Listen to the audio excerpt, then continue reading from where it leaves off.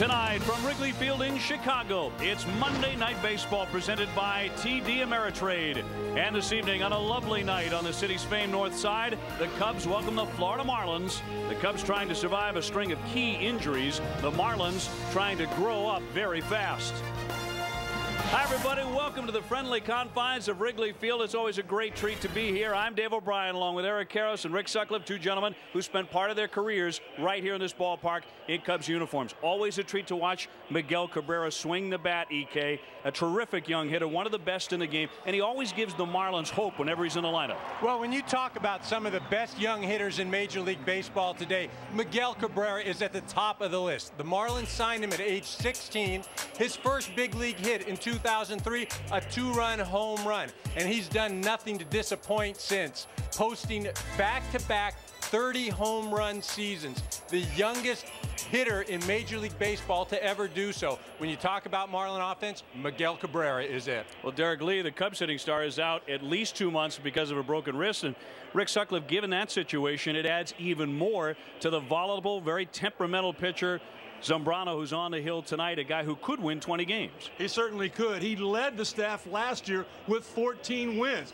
Big Z, as they call him, 6'5", 250 pounds. He came up big last year, but coming into play tonight, Dave, he is winless in 2006. But to me, that's the good news for the Chicago Cubs, because amazingly, they as a team are 3 games over 500. He could stop that winless streak personally for himself tonight. The question is, as we bring in Aaron Andrews, can he curb Aaron that temperamental side and channel that into winning baseball games? Well, Dave, he claims he is working on it. He says it's gotten better, and he admits this is something I've inherited from my father, and even yet my dad is still difficult to deal with. And when you talk to Dusty Baker about Carlos Zambrano, he says he feels his temperament is a form of desire. He said, I would rather have a guy that's fiery than someone you have to pinch to get a reaction out of. He said it's going to take Zambrano a while to deal with this, and he even joked with us saying, when I was 24, I was my own worst enemy too. Thanks, Aaron. So we'll see how Zambrano manages his animated nature against the Florida Marlins tonight. He has as much dominating stuff as anyone. Zambrano has to be careful around Miguel Cabrera. The home Marlin lineup depends on the All-Star. Cubs Marlins next. The question. ESPN's Monday Night Baseball is presented by the new TD Ameritrade, the independent spirit, and in part by Hummer, like nothing else. Tonight's game is available in high definition on stunning ESPN HD. It's a beautiful night in Chicago. Just a light breeze out to left. Hit the upper 70s in the city today. The Cubs and Marlins moments away from the first pitch in the series. And coming up on Monday Night Baseball, we take a look back to the infamous 2003 National League Championship Series and the meeting between these two teams and what went wrong when the Cubs were about to clinch. A look ahead. 1 week from tonight, Johnny Damon makes his first trip to Boston as the enemy. And we'll check out the big surprises in April. How about Detroit's Chris Shelton with 9 home runs? He is unknown no longer. All to come on Monday Night Baseball. Well, it would seem to make a lot of sense. The man chosen to manage the baby Marlins is just 2.5 years removed from his own playing days. 41-year-old rookie skipper Joe Girardi, the former Cubs catcher, Yankee coach, and back in his Little League days, growing up 3 hours outside of Chicago, a die-hard Cubs fan with his brothers and sisters. They made the regular trip from Peoria here to Wrigley when he was just a kid. Tonight's starting lineup now presented by TD Ameritrade. And for the Florida Marlins, well, the Marlins started 6 rookies on opening day. Hanley Ramirez could be the National League Rookie of the Year, but we jumped down to number 5 and Mike Jacobs, and EK some serious power here with 14 home runs and 151 at bats. Well, he had 10 home runs last year and just 100 at bats, and he's really the balance to the power as far as Miguel Cabrera from the right side, Jacobs from the left side. Facing the right-hander Carlos Zambrano, yet to win. Greg Maddux at age 40, Sut, is a perfect 4-0. He's certainly done his part to prop up the depleted Cubs. Now it's Zambrano's turn. Yeah, but I'll tell you what, when Greg Maddux was 24 years of age, he did not have the stuff that Carlos Zambrano possesses. Closing in on 50 wins. He's not even 25 years of age as of yet. The only 2 other guys that can compare to that in baseball, Jake Peavy and Dontrell Willis. That's pretty good company. That is the future of baseball. Got a good hard sinker. Defense a huge key for Zambrano. Here's a look at how the Cubs line up. And how about the right side there as Walker goes from second base base to play first, and Perez has already won a Gold Glove on the infield. But we'll take a look at Michael Barrett here. Only one error so far. Well, and he's going to have his work cut out for him tonight. Zambrano, a sinker ball pitcher. Barrett worked hard on his defense offseason. We spoke to him prior to the game. He said he's not happy with where he's at right now. He's had 3 passed balls, but he thinks as the season progresses, he will get better and better. All right, Hanley Ramirez ready to get in here for the Florida Marlins, who have slashed their payroll to about $14.9 million, the lowest in the majors. Ramirez, however, could be a star on the rise, hitting .333 with 2 homers and 7 runs batted in. Just 22 years old. Well, even the Boston Red Sox, when he was in their minor league system, would talk about his talent and how he has the ability to do it all. The 0-1 is up top. Dan Uggla, the second baseman, number 2 hitter, is on deck. Then you hit a familiar face for the Marlins in Miguel Cabrera. But Josh Willingham and Jacobs and Aguila and Abercrombie, these are names you are probably not too familiar with. Certainly Joe Girardi not terribly familiar with them when he took the Marlins job. How does it go? You can't tell the players without a scorecard. You can't even tell them with one. 1-2 fly ball near the right field line, down into the corner. Jones into the sun. Jock Jones to put it away. Can be deadly down there, quite treacherous.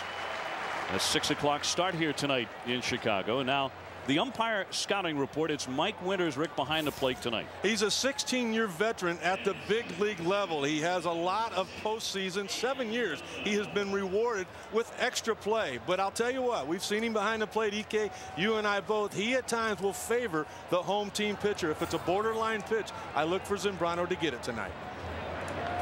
Here's Dan Uggla, the second baseman. UGGLA. And the family name traces its origin to Swedish roots, as Eric Karros pointed out before the game. That's one thing that Eric likes to do on the side, trace family origins, and he's kind of made a second career out of that. I'll tell you one thing Joe Girardi likes to do is talk about his second baseman. He talks about how he's a grinder. He will leave everything he has on the field every night, and as a manager, that's all you can ask for. The Marlins getting Uggla as a Rule 5 draft pick out of Arizona in December. He's 26 years old. Now, they knew they weren't getting Luis Castillo, the second baseman, a Gold Glover, who left Florida in the latest salary purge onto the Minnesota Twins. Not getting a guy of that caliber, but they also thought they might get a guy who could tear up the infield and make a lot of errors.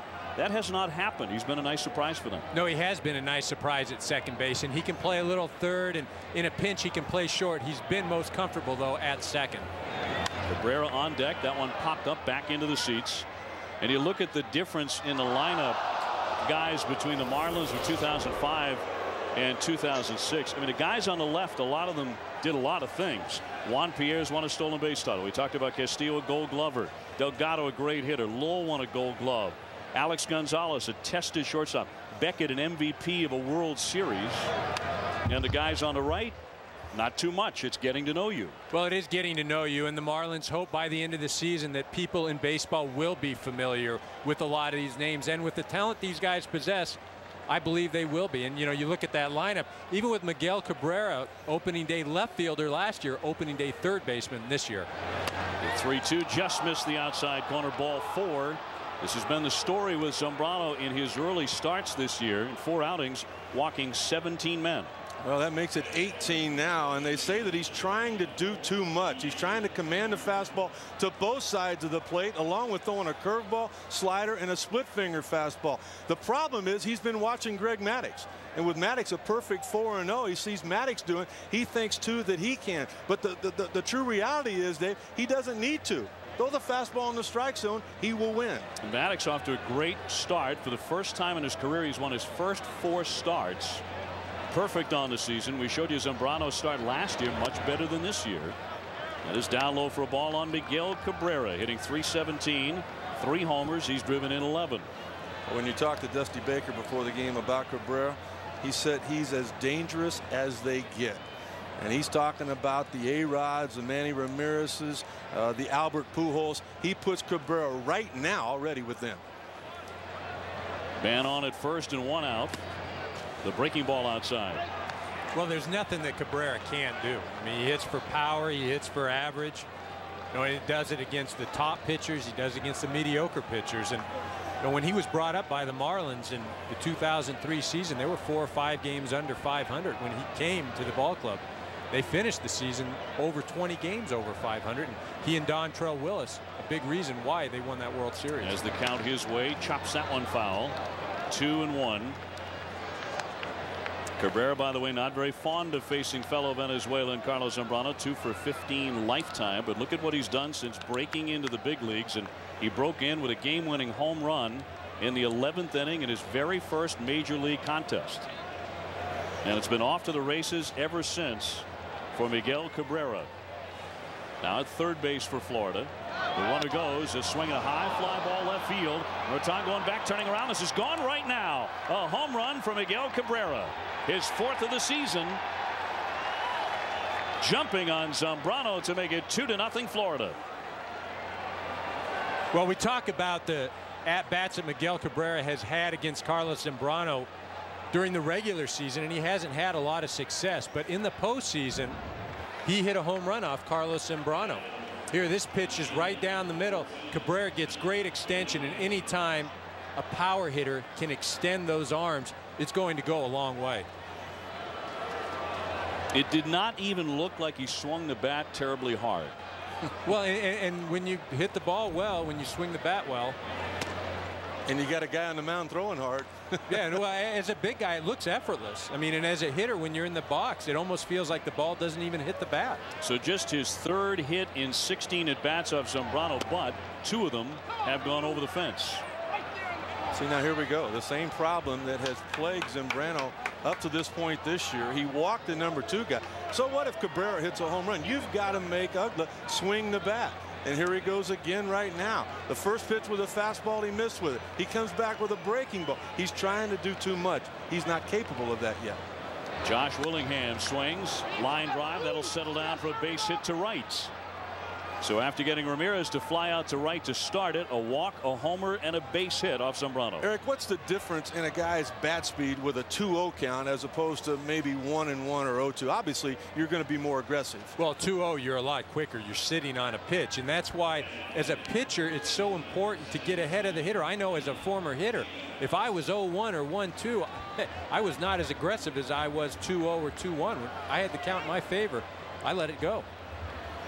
So that'll bring up the first baseman Mike Jacobs, checking in at 208, 3 homers, 11 runs batted in.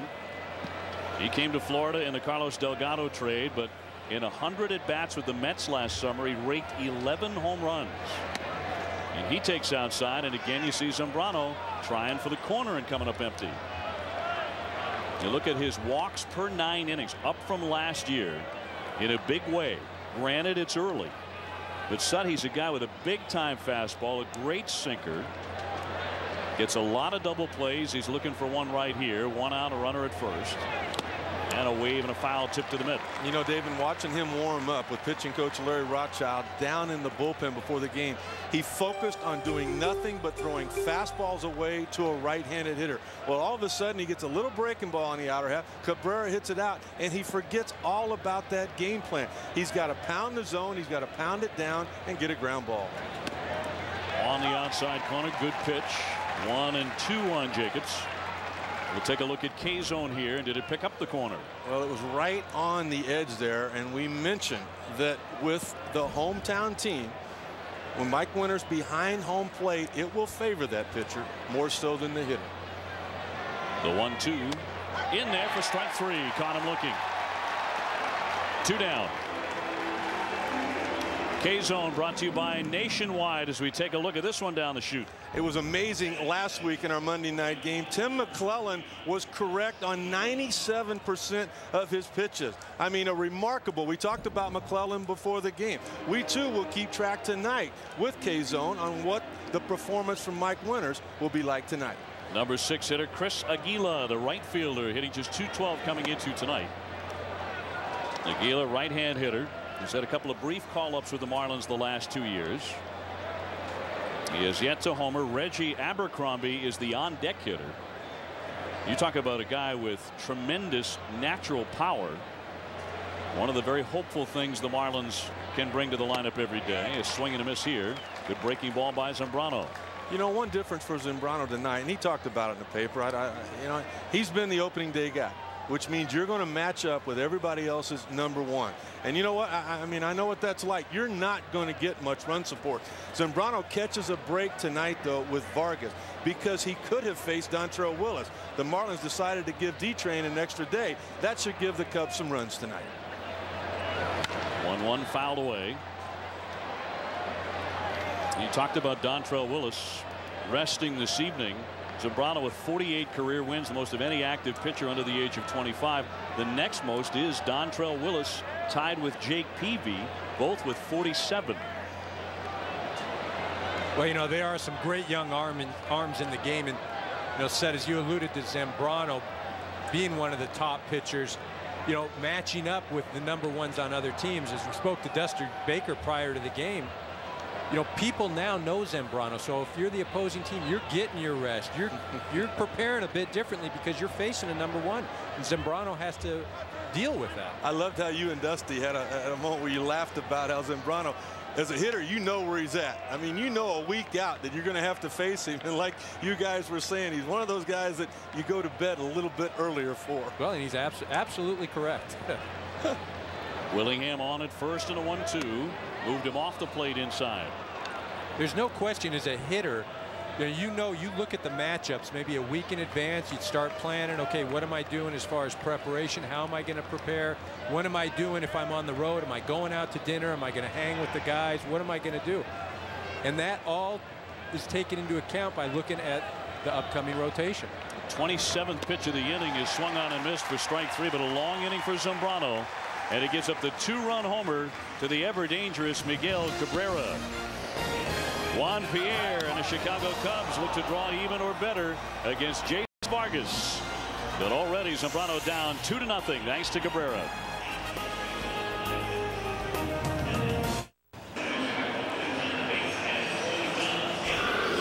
Dusty Baker's Cubs down 2-0 to the Marlins. They're coming off a 5-4 road trip through Pittsburgh, LA, and St. Louis. Greg Maddux at the age of 40 now, perfect 4-0, and keep in mind they're doing it without Kerry Wood, Mark Pryor, and Derek Lee. Here's a look at his starting lineup, brought to you by Ameritrade. It's Juan Pierre. The last 3 seasons he's been doing it for the Marlins, now trying to beat them tonight. And Aramis Ramirez really has to get going, and EK, they could use him with Lee on the disabled list. Well, when you talk about a presence in the Cub lineup, Aramis Ramirez is going to have to step to the forefront, and he has done so in the past. He's hit over 30 home runs 3 times, over 100 RBIs 3 times. He's going to be asked to fill the void of Derek Lee. Taking on the lefty, Jason Vargas, 23 years old, out of Seattle. The number 2 draft pick back in 2004, and I have never seen an organization loaded with good young pitchers like the Florida Marlins on right now. Vargas is one of those guys. Juan Pierre hitting .282, ready to go, and the pitch to him is outside. Of course, Cabrera camped in on the short grass at third because Juan Pierre is a great bunter, as Cabrera, his former teammate, knows oh so well, in the Rod Carew mold.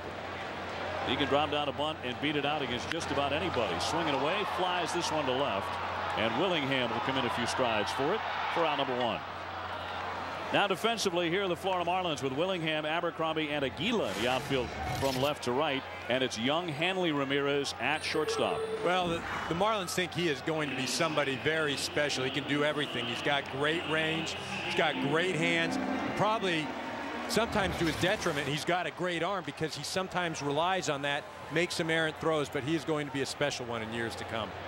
As you saw there, he's already made 4 errors, so on a pace to make about 30. Here's Ronnie Cedeno now. Some of the speed that Dusty Baker has at the top of the order along with Pierre. They're hoping to offset the loss of Derek Lee, the batting champion, out 8 to 10 weeks with that fractured wrist. And Cedeno hitting .364, looking good early. So look at Derek Lee with that right wrist all bandaged up. I'm telling you, it almost brought a tear to my eyes seeing him in the trainer's room before the game. He's got a huge cast on that right wrist all the way up past his right elbow, and obviously going to be a while. A freaky play at first base that led to that injury, and the fractured bones in there, and a tremendous loss obviously for the Cubs, although so far they are surviving without him as best they can. But let's take a look at that injury. Just a freakish play and a very high throw to first. Well, it is a freakish play, and it's really a bang-bang play. Derek Lee gets over. He's on the inside part of the bag, but Scott Air throws the ball into the runner. He shifts to go after the ball, but when he moves to the bag, Rafael Furcal hits him just at the same moment. It was really a typical play by Derek Lee, trying to save one of his teammates an error, whether it's coming up with a throw or moving off the bag. I mean, he does that all the time. EK, as you mentioned, it's just one of those things that's unfortunate about sports. 3 balls, 2 strikes on Cedeno. Todd Walker, playing first base with Lee out, is on deck, and it's cut on and missed. He struck him out. Vargas with his first K in the book tonight. Walker coming up next, and for more on Derek Lee's injury, let's go down to Aaron. Well, you just saw that cast OB that Derek Lee had on. They expect him to be in that cast, which goes all the way to his elbow, for 3 weeks. After that, he moves to a shorter cast, which will also be on him for another 3 weeks. And then he said following that, the doctors think it could take him 2 weeks to get back out there on the playing field. Now, interesting enough, he was saying that, you know, when Nomar Garciaparra got injured last season, the team really went downhill. He does not believe that that's going to happen this year with the Chicago Cubs. He said, we are a lot more versatile. We're a lot better. The guys are hitting better. So he doesn't believe that's going to happen. But Suddy, like you mentioned, he was very distraught, very upset about this injury. He says, I can't even floss my teeth, for God's sakes. You know, not only the player and the numbers, I mean, how are you going to replace all of that? But EK, the presence that that guy had with that team, being on the road, in the clubhouse, the leadership. But you know what? You can't lead. I don't care who you are if you don't play. And he too knows that right now. Well, and at least to his credit, he is going to be with the guys. He's going to be sitting on the bench. As you said, though, when you're not playing, you are removed from the ball club. Todd Walker, the hottest hitter in the league right now, leading the National League in batting. Playing first base these days, but in fact, he's hitting .408 and came out of the game yesterday as part of a double switch that Dusty Baker made, and in the 5th inning, no less. That caused a little criticism of Dusty in the Chicago papers in the game against St. Louis, but he was the hitting star in that game. He had 2 hits, 3 RBIs to stay hot, and the Cubs won at 7-3. You know, OB talking to Walker before the game, it was all in the paper stirring up that about Dusty Baker, something that he has not been happy with in the past. Walker said he tweaked his back on a couple of plays at the first base bag. He was iffy coming into the game tonight. 2-2, fouled away. On deck, Aramis Ramirez. And asking Dusty about, you know, why Walker in the 3rd hole. Well, he says, you know what? Right now, that's our best lineup. And you know what? If he's got to play a little bit out of position with Zambrano on the mound, we got to find ways to score runs. And he feels like this is their best option. Walker has occasionally played first base. Normally, he is a second baseman. The 2-2 pitch. Lofted towards short left along the line. Willingham, a lengthy run. Will he get there? Dives ahead. He made a play. A sensational catch by Willingham along that line to steal what would have been a double from Todd Walker. Josh Willingham leaving his feet and snaring this one on a gorgeous play at Wrigley Field in Chicago. What a night to be at Wrigley Field in Chicago on the north side. Just a splendid evening. The Marlins, however, with a 2-0 lead over the home-standing Cubs. Carlos Zambrano back to work as he chases his first win of 2006. And in a quick hole, Abercrombie gets that one right off the foot of Zambrano. And Cedeno throws on to get Abercrombie for the out. 1 pitch and 1 gone. Now for a SportsCenter 30 at 30 update, we head back to the studio and join Dave Revson. Dave. Dave, questions arising over a house that Reggie Bush's family lived in over the past year while Bush was still at USC. The house owned by a businessman who had reportedly hoped to handle marketing for Bush, who says his family has done nothing wrong. Kings Ron Artest suspended 1 game for a forearm to the head of Manu Ginobili of the Spurs, and the Heat's Udonis Haslem suspended for tonight's game with the Bulls for throwing his mouthpiece. Details on SportsCenter 11 Eastern, ESPN News on anytime. Dave. Hi, Dave. Thank you very much. Matt Trainer in the box, the catcher, hitting .133. Reggie Abercrombie just with a glancing shot off the foot of Zambrano, grounds out .163. So 1 away, bases empty for Florida here in the 2nd inning.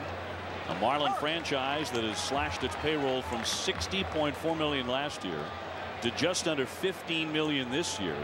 It's the lowest in franchise history. It's the lowest in the majors in 2006. The 0-2 outside. In fact, there are 12 players in the majors who individually earned more this season than the entire Florida club. Well, it is amazing when you think of it. There are a few players just on the Yankees. There's a handful of 4 or 5 guys. Foul back out of play by Trainer. Well, you talked about all those Yankees who out-earned the entire Marlin team. How about these 5 just on the Yankee roster? 25.7 for A-Rod, of course, and the Marlins at 14.9. Pretty conservative payroll. In fact, of the 40 players the Marlins took to spring training as roster invitees, 35 had spent at least some part of last season in the minor leagues. You know, we were talking with Joe Girardi before the game about that, and he said he pretty much knew it going in. And you know what? He agreed with it to a point, saying, why would we want to go 70 and win 70 games for 3 years in a row and not be any better than where we're at right now?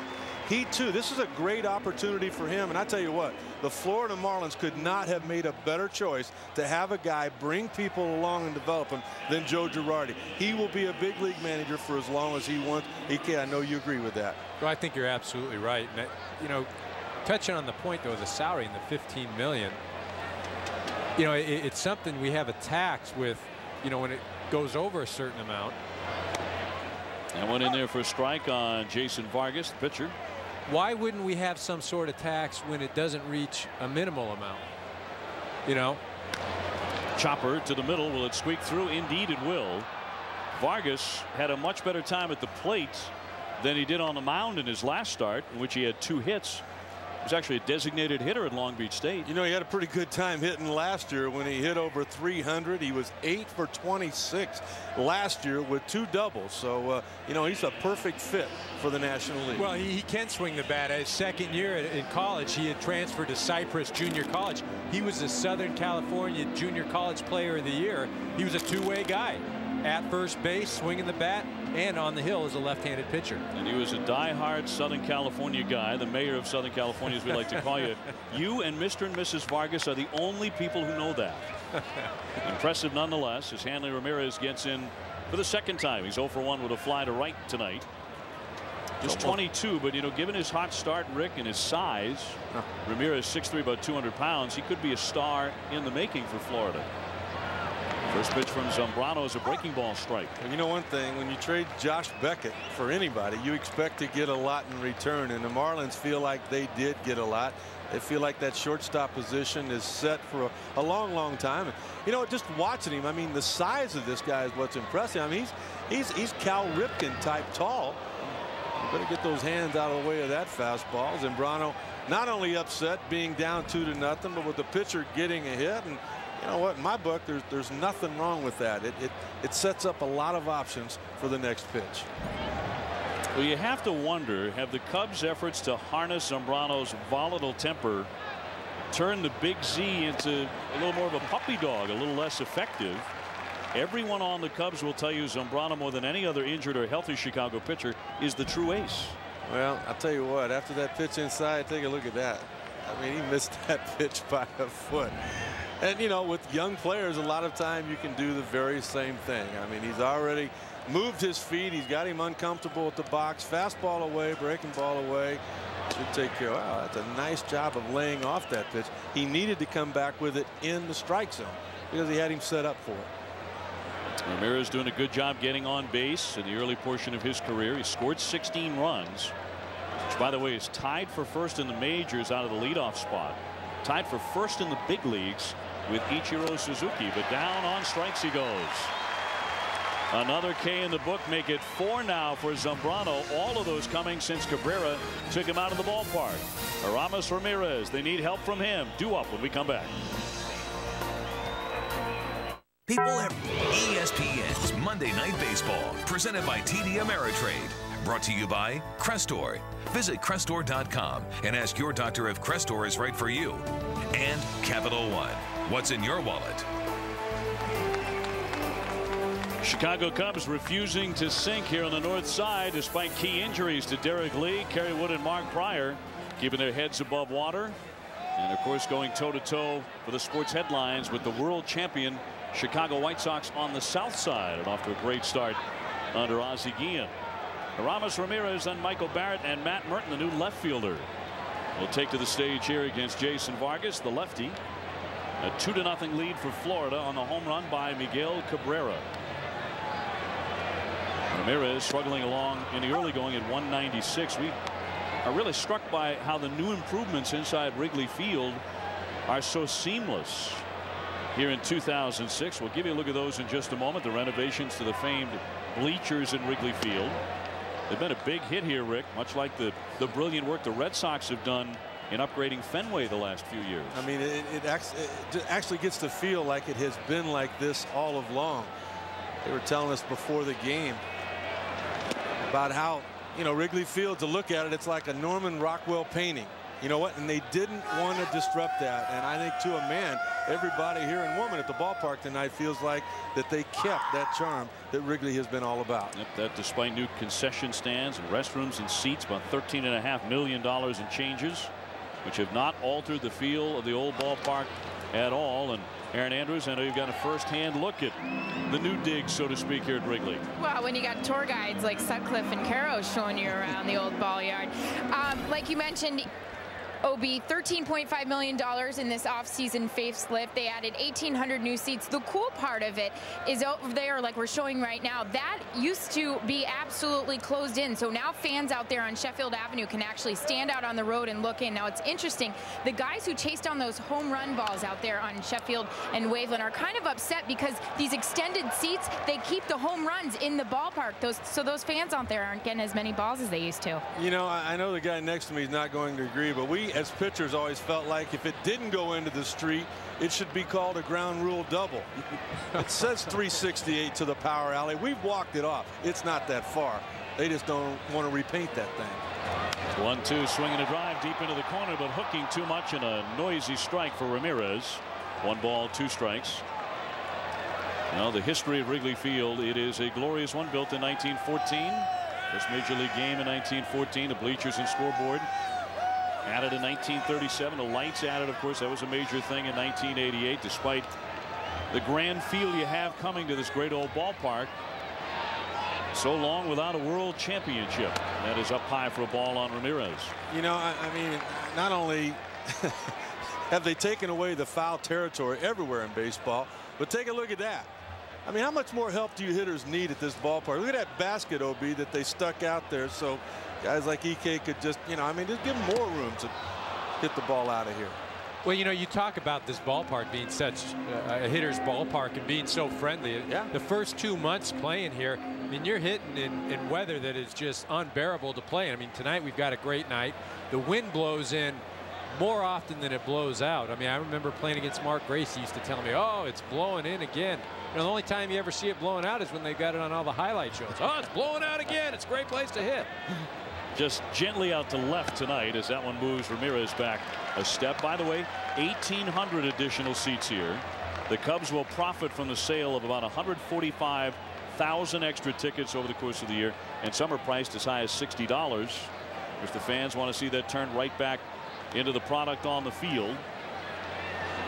But they've done a magnificent job here. Fouled back to the screen. I'll tell you what, John McDonough and his staff, they absolutely don't come any better than that. And they predict that this year will be the 3rd consecutive year, and that's the first time in the history of Wrigley that every single seat will be sold for every single home ball game. I mean, that's what publicity and marketing are all about. In the National League, not a better place to be during baseball season than Wrigley Field. There's the 3-2 pitch. The 11th pitch of the at-bat, hacked at and fouled away. Ramirez really hanging in there against the youngster Vargas. Well, he is, and this is something that he's going to have to do while Derek Lee is out. I mean, when he gets 2 strikes on him, he can't just give away the at-bat.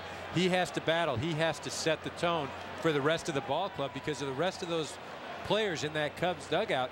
They are looking to Aramis Ramirez to carry this team offensively. He hit 370 against the Marlins last year, including one game in which he hit 2 homers. It was a game that Josh Beckett started. 3-2. Racked again, but foul. He's getting closer and closer to hitting it over the wall. Just nothing fair yet.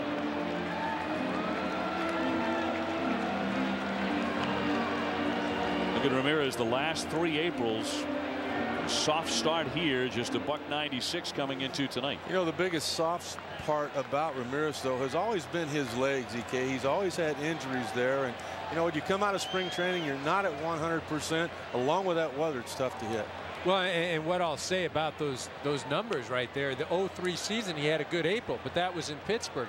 And I don't care, 04 and 05 were spent here the month of April in Chicago. And if you get out of there 200, 3 or 4 home runs. Popped him up. So Vargas will win a long battle. He got Ramirez finally, although Ramirez fouled off 7 pitches after the count went to 2 strikes. You know, I tell you what, we talk about it, and everybody here in Chicago thinks that Ramirez, now with Derek Lee down, has to do what Andrew Jones did for Chipper. He's got to carry the load. You know what, EK? Sometimes all you can do to help is take the walk. And during that long at bat right there, even though he battled, there were 3 pitches that could have been ball 4. They could have had a man on base and an opportunity to tie it up with somebody at home plate. He doesn't have to feel like he has to swing the bat every time up, because you know what, they're not going to let him. Here's Michael Barrett, the catcher, hitting out of the 5 slot, hitting .291, 4 home runs. He's driven in 18. And let's see if the long at bat between Vargas and Ramirez takes something out of this left-hander. Barrett off to a pretty good start. He swings and flies that one to right. Aguila can wait all night underneath this one. Out number 2, and that's 5 in a row retired by Vargas. Let's go to the studio for an update. Dave Repson and Steve Phillips, guys. All right, Dave. Rockies and Phils, and Ryan Howard's been on a tear, Steve. Well, 2 home runs yesterday. Big RBI single today. Cut down a swing with 2 strikes. Base hit up the middle. Driven in 7 now in the last 5 games. Phillies on top, 2-1. Thank you, man. And stepping in, Matt Merton, the left fielder, hitting out of the 6th spot here for Dusty Baker, batting .250 with 2 home runs. Bases empty, 2 down. Vargas looking sharp through the first 5 hitters. Outside for a ball. And by the way, while we're on the topic of the Rockies, all of our best hopes and wishes to Todd Helton, the all-star first baseman for the Colorado Rockies, who has been very, very sick with a mysterious stomach ailment, hospitalized and placed on the disabled list because of that. The Rockies had had a terrible strain of the flu running rampant through their clubhouse in recent days and weeks. No one's sure if that's exactly what this is, but obviously our hopes for a very speedy recovery to one of the great gentlemen in baseball. You know, it's been a very good start for Clint Hurdle and the Colorado Rockies this year. They coming into play tonight. We're atop of the National League West. They're not going to stay there long without help. Down low on Merton, a 24-year-old from Fort Lauderdale, who went on to star at Georgia Tech.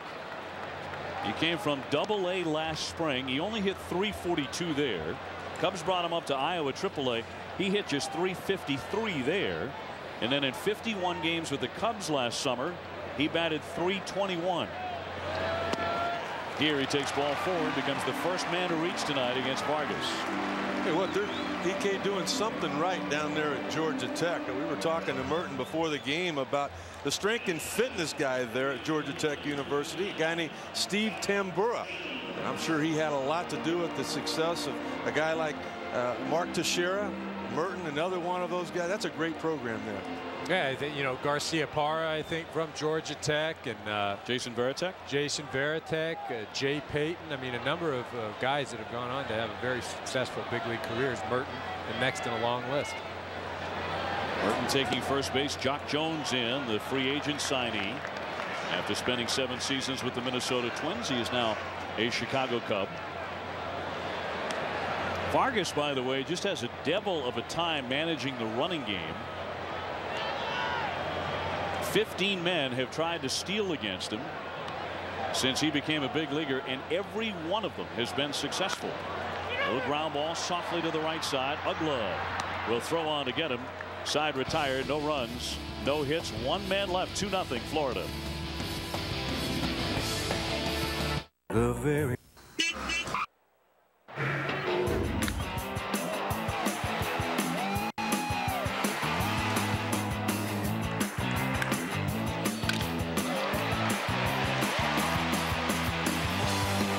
Miguel Cabrera has already gone yard tonight here at Wrigley Field in Chicago. His 2-run homer in the first inning off Carlos Zambrano gives the Marlins the early advantage. Dan Ugla will be followed by Cabrera, who hits in this inning, and then Josh Willingham against Zambrano in search of his first win of the season. Uggla has a little bit of power. Last year at AA hit .297 with 21 home runs as Zambrano pins that one to the plate. Well, and where he really perked the Marlins' interest was in the Arizona Fall League this past winter. He hit .304, had 7 home runs, 22 RBIs, and that really excited the Marlins. Tell you what, that's a pretty good league out there. Not only have there been a lot of good players that have been seen and developed, noticed at that point, given an opportunity from there, but also a lot of managers. Dusty Baker managed in the Arizona Fall League. Mike Scioscia was down there. That's a real good program.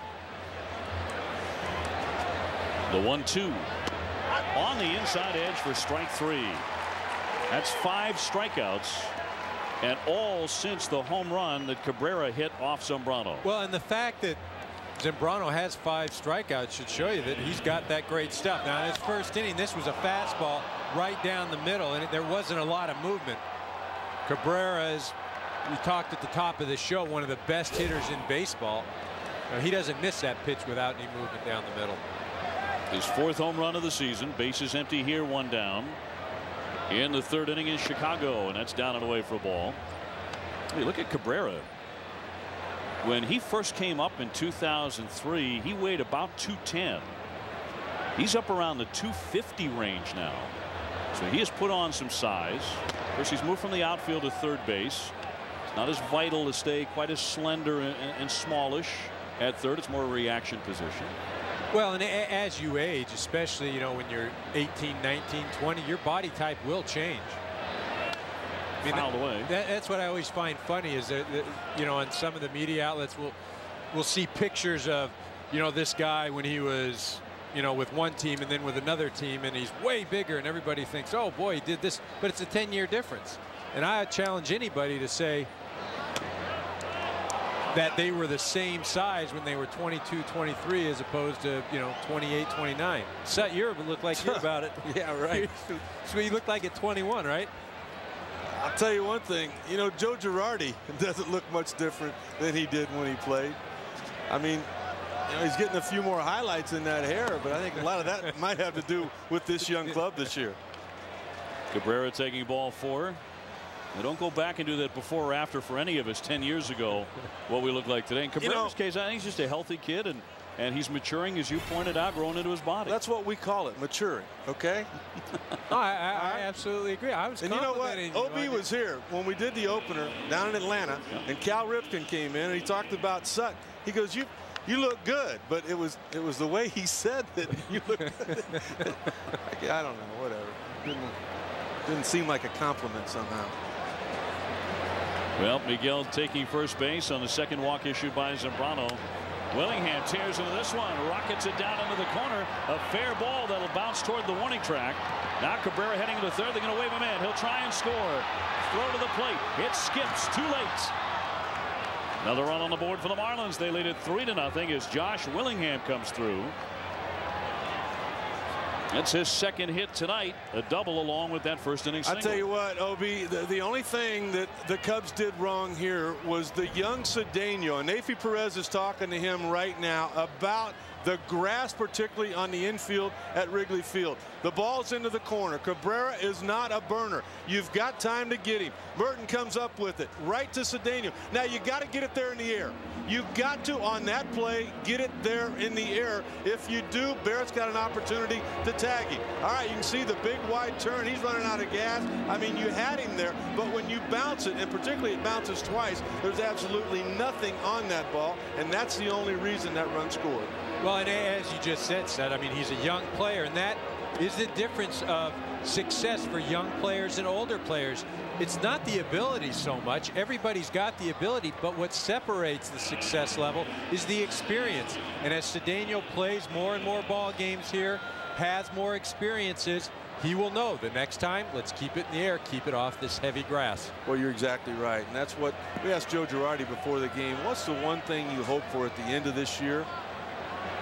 Mike Jacobs here taking a pitch outside for a ball. And OB, he was talking about, I hope we are able to eliminate most of our mental mistakes. And that's something he learned for playing and coaching for Joe Torre.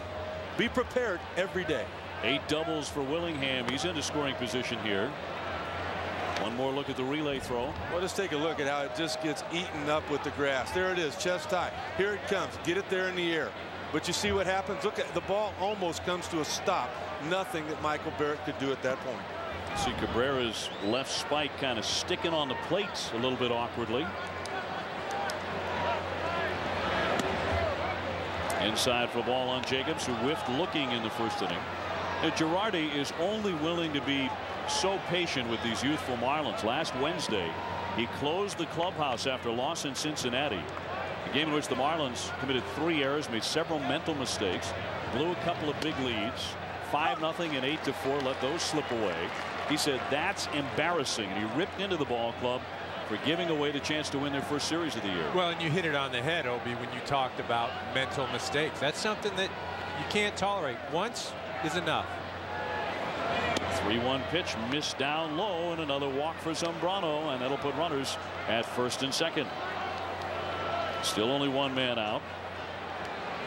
And Zambrano again scuffling with bases on balls. The youngest teams in the majors, well, the Marlins are right there at the very top, averaging less than 27 years per man. You know, when you talk about that payroll of 14.9, 4.35 million of that goes to one player.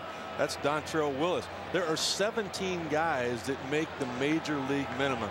So, I mean, you talk about having their hands full in winning ball games. That's what the Florida Marlins are at. A strike to Aguila. He struck out in the first inning. Runners at first and second with one away. Zambrano in dire need of a double play ball here.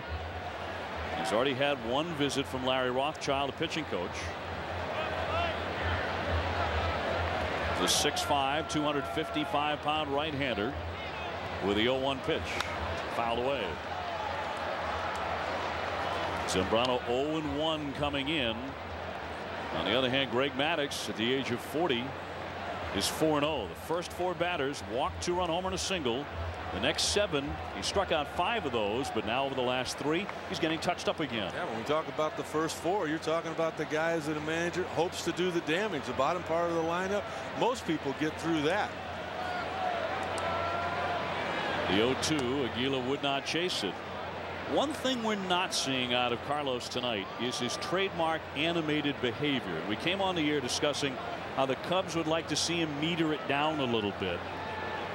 He admits that his passion, his fiery nature, does get the best of him at times. I wonder if maybe they've taken it too far, if they've stolen away some of his natural intensity. Foul tipped in the mid, big fastball there, 94 to strike out Aguila. Well, I don't think they have with Carlos. I mean, he's just throwing. He's been in streaks, and for whatever reason, you know, he's been cold, hot, now cold again. Well, and Andrews, you were talking about this earlier, and you know he was way too amped up. He admitted that for his World Baseball Classic start against the Dominican Republic. Did he learn something from that experience? Well, it was interesting. You added, Obi, you said, you know, has he, with all the talk, has he calmed down a bit? Dusty Baker was telling Sutton, EK, and myself that he thinks that the media has built it up so much that Carlos will actually become a little bit too tame. Like you said, Obi, he'll become a little bit of a puppy dog, and that's something Dusty Baker said he was in fact kind of worried about, guys. You're exactly right, Aaron. I mean, Dusty's going to protect his players to a fault at times, but there's nothing wrong with what Carlos Zambrano has done or is doing. I mean, his ERA still, even though he doesn't have a win, it's under 4. Sure, he's walked a few guys, but you know what? There's a lot of guys with ERAs higher than that have 2 and 3 wins at this point. This kid's going to be fine. He's been terrific. Look at that. 100 starts, an ERA of 3 in this yard. Abercrombie grounded out off the pitcher's first time up. Waves right through that pitch. Abercrombie, the 24-year-old, was claimed off waivers a year ago, and the Diamondbacks passed on him. So they did not get to see his first major league home run last week in Cincinnati. Or maybe they did, because it went into orbit. 493 feet. The 3rd longest home run ever hit at Great American Ballpark in the brief history of that place. It was into the upper deck in left field. 1-2, he stayed away. A look back at that home run swing in Cincinnati. Going into opening day, this kid had never even seen a big league park. That ball, EK, stayed in the air a long, long time. Well, he is. He's a 5-tool player. A lot of people liken him to the potential of an Eric Davis. But he has to get out there, mature, get experience, and translate that. He called it the hardest ball he's ever hit in his life. Did he hold up the appeal? First base umpire Brian Runge says no swing, and it's 3-2. So now the runners can get a head start with 2 down. Well, here Reggie Abercrombie does what a good hitter does.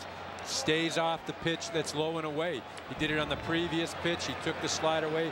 Carlos Zambrano tried to bait him again. We'll see what happens now. Willingham and Jacobs take off. Swung on and missed. He struck out number 7. So Sutton, maybe you're exactly right. He gives up a run in the inning, but he also struck out the side and has some nasty stuff. 3-0 the Marlins. No, I gotta go. Yeah, I'm getting on. I totally spaced on that one.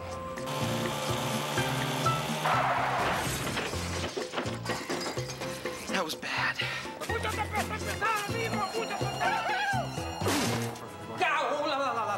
Let's just use your Capital One no-hassle card. Protect yourself with Capital One's low rates and great rewards. I am so good. What's in your wallet?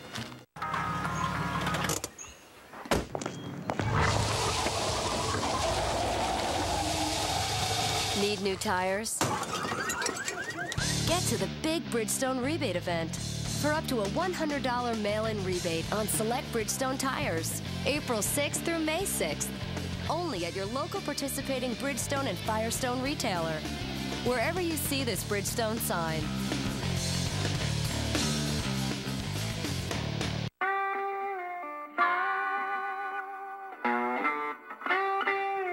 We live in a dirty, greasy, grimy world. Not for long. Super clean. Not just clean, super clean.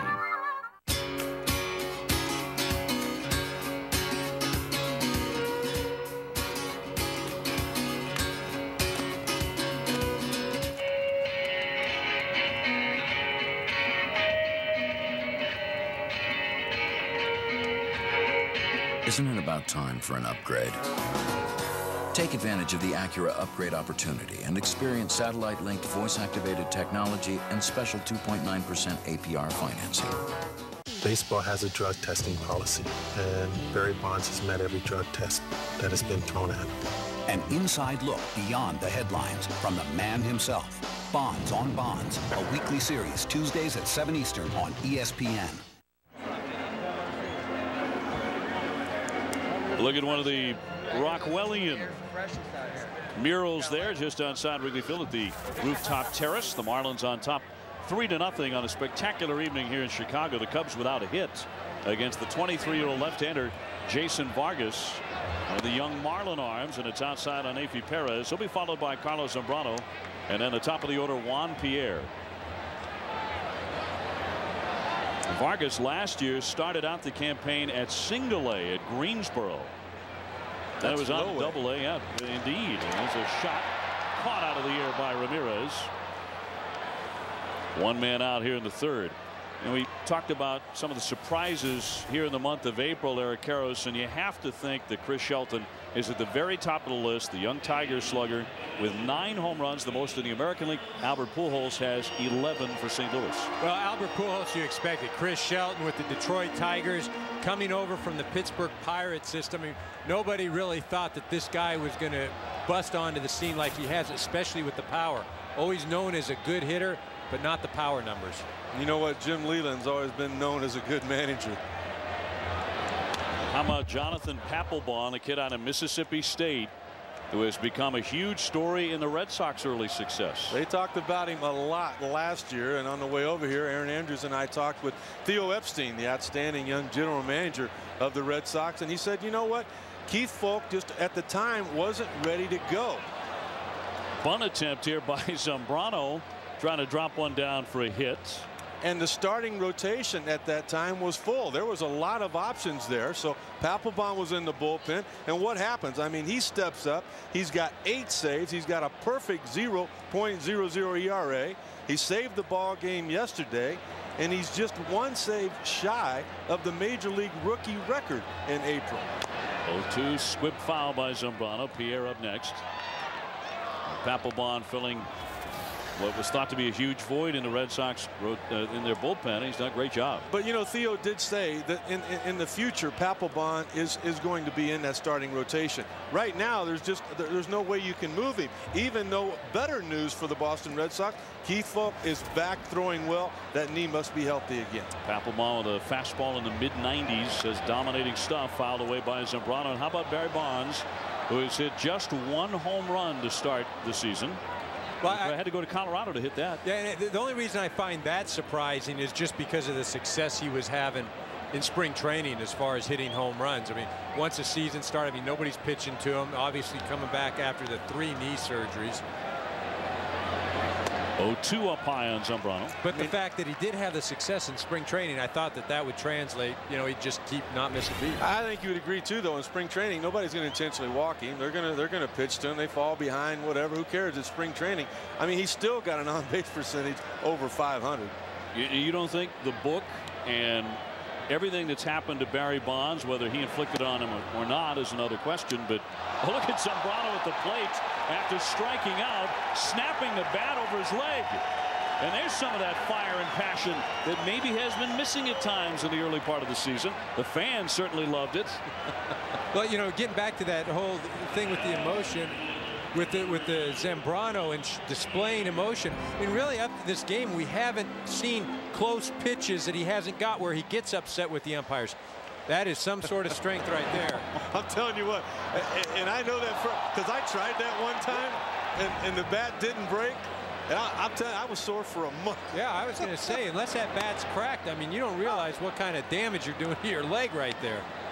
You know, too, and that's a point right there where I do agree. I mean, that's a little bit too much. You're a pitcher. Your job right now is to get ready and go out there and keep this score at 3-0 if that's what it is when they start. Take that energy and use it on the mound rather than to doing that.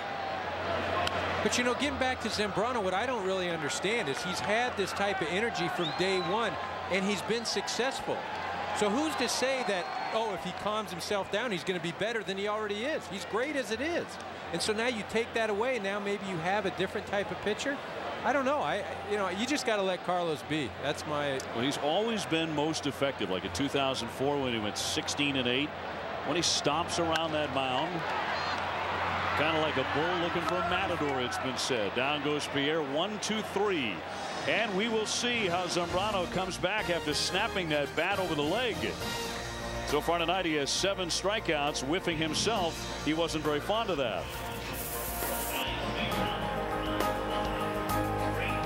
When immigrants landed at Ellis Island, they brought a dream. Work hard, opportunity will follow.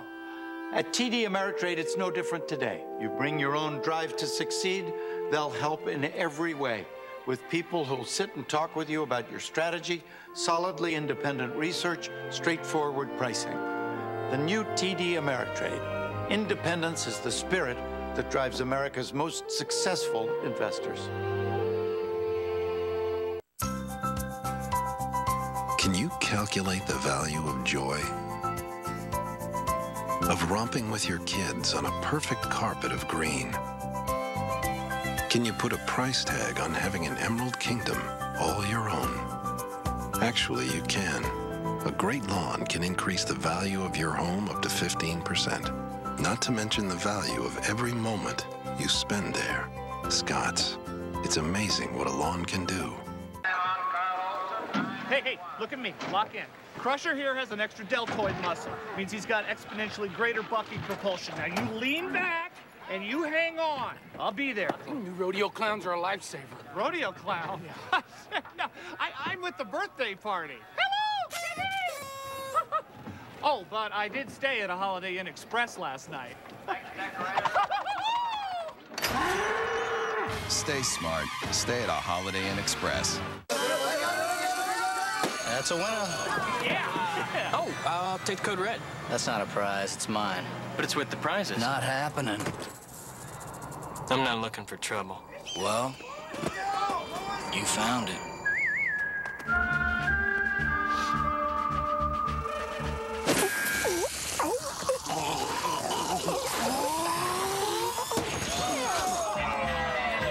Well, that got ugly. Well, under the list of things you don't see a pitcher do every day, put this one at the very top. Carlos Zambrano livid with himself after striking out, maybe trying to fire himself up, down 3-0, snapping the bat off of the handle over the knee. Facing Matt Trainer here, 7 strikeouts for Zambrano, so at times tonight he has had filthy stuff. But he's down in the early going, and Matt Trainer flicks that one foul. You know, to me, the biggest problem he's had tonight, he's not had a 1-2-3 inning. And when you got the number 8 guy coming up, you need to do that. You need to get them right back in there offensively, Eric Karros, where they're relaxed and saying, okay, he's settled down. Now let's us settle down offensively and get something on the board. And shades of Bo Jackson with the bat snapping, fouled away by Trainer, who struck out his first time up. Well, you know what I see with Zambrano is he's trying to be too tricky. I mean, just throw the fastball. Make them beat you with the fastball instead of trying to throw a slider here. The pitch he threw to Wellingham, who hit a double, was a slider. Jam shot rolled to short, charging in Cedeno, can't get to it as it rolls onto the fingers on the thick grass here at Wrigley Field. It'll be a base hit from Matt Trainer. Time for us to go to the studio. Dave Revson and Steve Phillips, guys. Thank you, Dave. Want to get you more on that Rockies-Phillies game. Bobby Abreu coming through here for Philadelphia. Now, Philly's been struggling offensively. Is great for Abreu, but the key is Utley and Rollins getting on base in front of him. And those are the 2 guys who scored on the play. Right now, it's the Phillies on top 5-2, bottom 4. And on this Monday night at Wrigley Field, Chicago, it's the Marlins, the young Marlins, with a 3-0 lead over the Cubs here. And the leadoff man, Matt Trainer, on with an infield single. That'll allow Jason Vargas the opportunity to drop down a bunt, although he swings the bat quite well. Bunts it back a little hard. Zambrano to play at second, throws a strike there, got him back to first, not in time. Another thing Vargas can do pretty well is beat it up that line, but Zambrano does get the lead out. That's a good play on the part of Zambrano because he knew the base runner. It was not a great bunt. You got the catcher running the bases. He comes in on the short hop. A perfect throw to Cedeno. Cedeno gets off the back. Another strong throw to first. But Dave, as you mentioned, the athleticism of Vargas keeps a man on base. So 1 man out, top of the order, and Hanley Ramirez now. He is 0 for 2 as Vargas reaches first and puts on the jacket as it gets progressively cooler here on the north side of Chicago. You know, a lot of times people think of Joe Girardi as a New York Yankee. I mean, he was there for a long time as a player, won 3 world championships. He was there as the bench coach. He did some television for him, but he spent a lot of his playing career in the National League. Well, he's going to be an aggressive type guy. He knows the double switch. And you know what? Watching Vargas run down the line, you got the lead. It wouldn't surprise me to put him in motion. Maybe a hit and run. Zambrano, you can get a ground ball off of him from time to time. Ramirez with a little bit of power. He's hit 2 home runs in the early going. Takes outside for a ball. And let's just double back to Barry Bonds for just a quick second. We talked about his cold start with the home runs. The timing of it, you think it's just coincidental, Eric Karros, that the book accusing him of steroid and human growth hormone use comes out at the beginning of the season, and the investigation launched by the commissioner into steroid use and everything else that's been thrown at Barry Bonds. You think that has nothing to do with his bad start early? No, I absolutely believe it does. It's difficult enough to play this game when everything's going right in your life, let alone do you have the weight of the world with these inquiries, these investigations. High chop over the mound. Perez has to wait on it. Tap second one. On to first. A nicely turned double play. 4-3. Side retired. Hey, when we come back, we're going to double back to 2003 and the controversial National League Championship Series, the Bartman game here at Wrigley, when we return.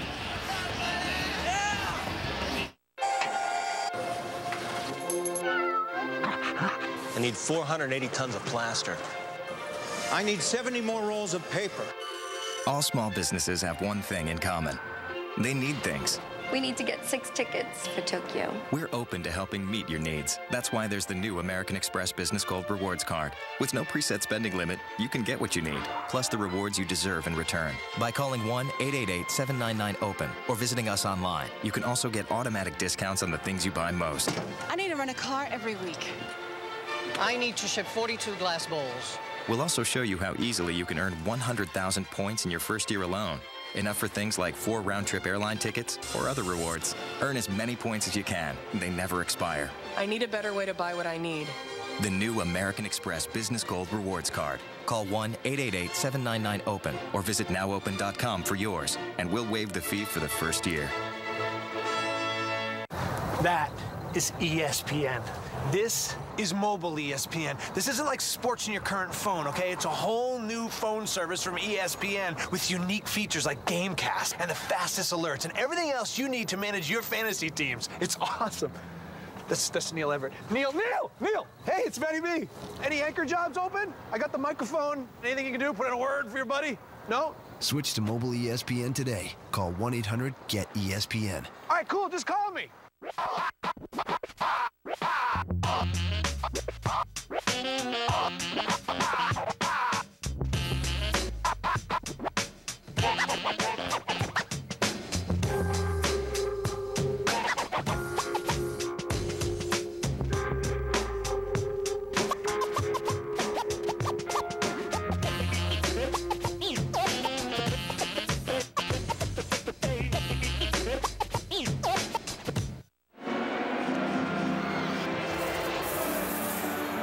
Child enjoying a little grin there, but Zambrano certainly is not. In between innings, they've been doing a lot of talking here. The Marlins with a 3-0 lead over Zambrano. Certainly the ace right now of the Chicago staff, although it has not reflected in the numbers. Right in this ballpark, October 14th, 2003, the Florida Marlins would go on to win the series and then the World Series. Played a historical game here in the 8th inning of game number 6. And remember, the Cubs were right there ready to put it away as they had the series lead. Well, the unthinkable happened. Certainly no one thought about it in advance. They became the 4th team in League Championship Series history to overcome a 3-1 deficit. It all unraveled in the 8th inning. Pudge Rodriguez, the MVP. Man, what a final run in October he had. I'll tell you what, too, they had Mark Pryor on the mound, and that was a healthy Mark Pryor, and it looked like Eric Karras, you and the Cubs were on their way to the World Series. Yeah, no, it was something that I will never forget, and it's a painful memory, but I'll tell you, it was an unbelievable run for the Marlins. Ronnie Cedeno 0 for 1, struck out in the 1st inning. We'll look back at the Bartman play in just a moment.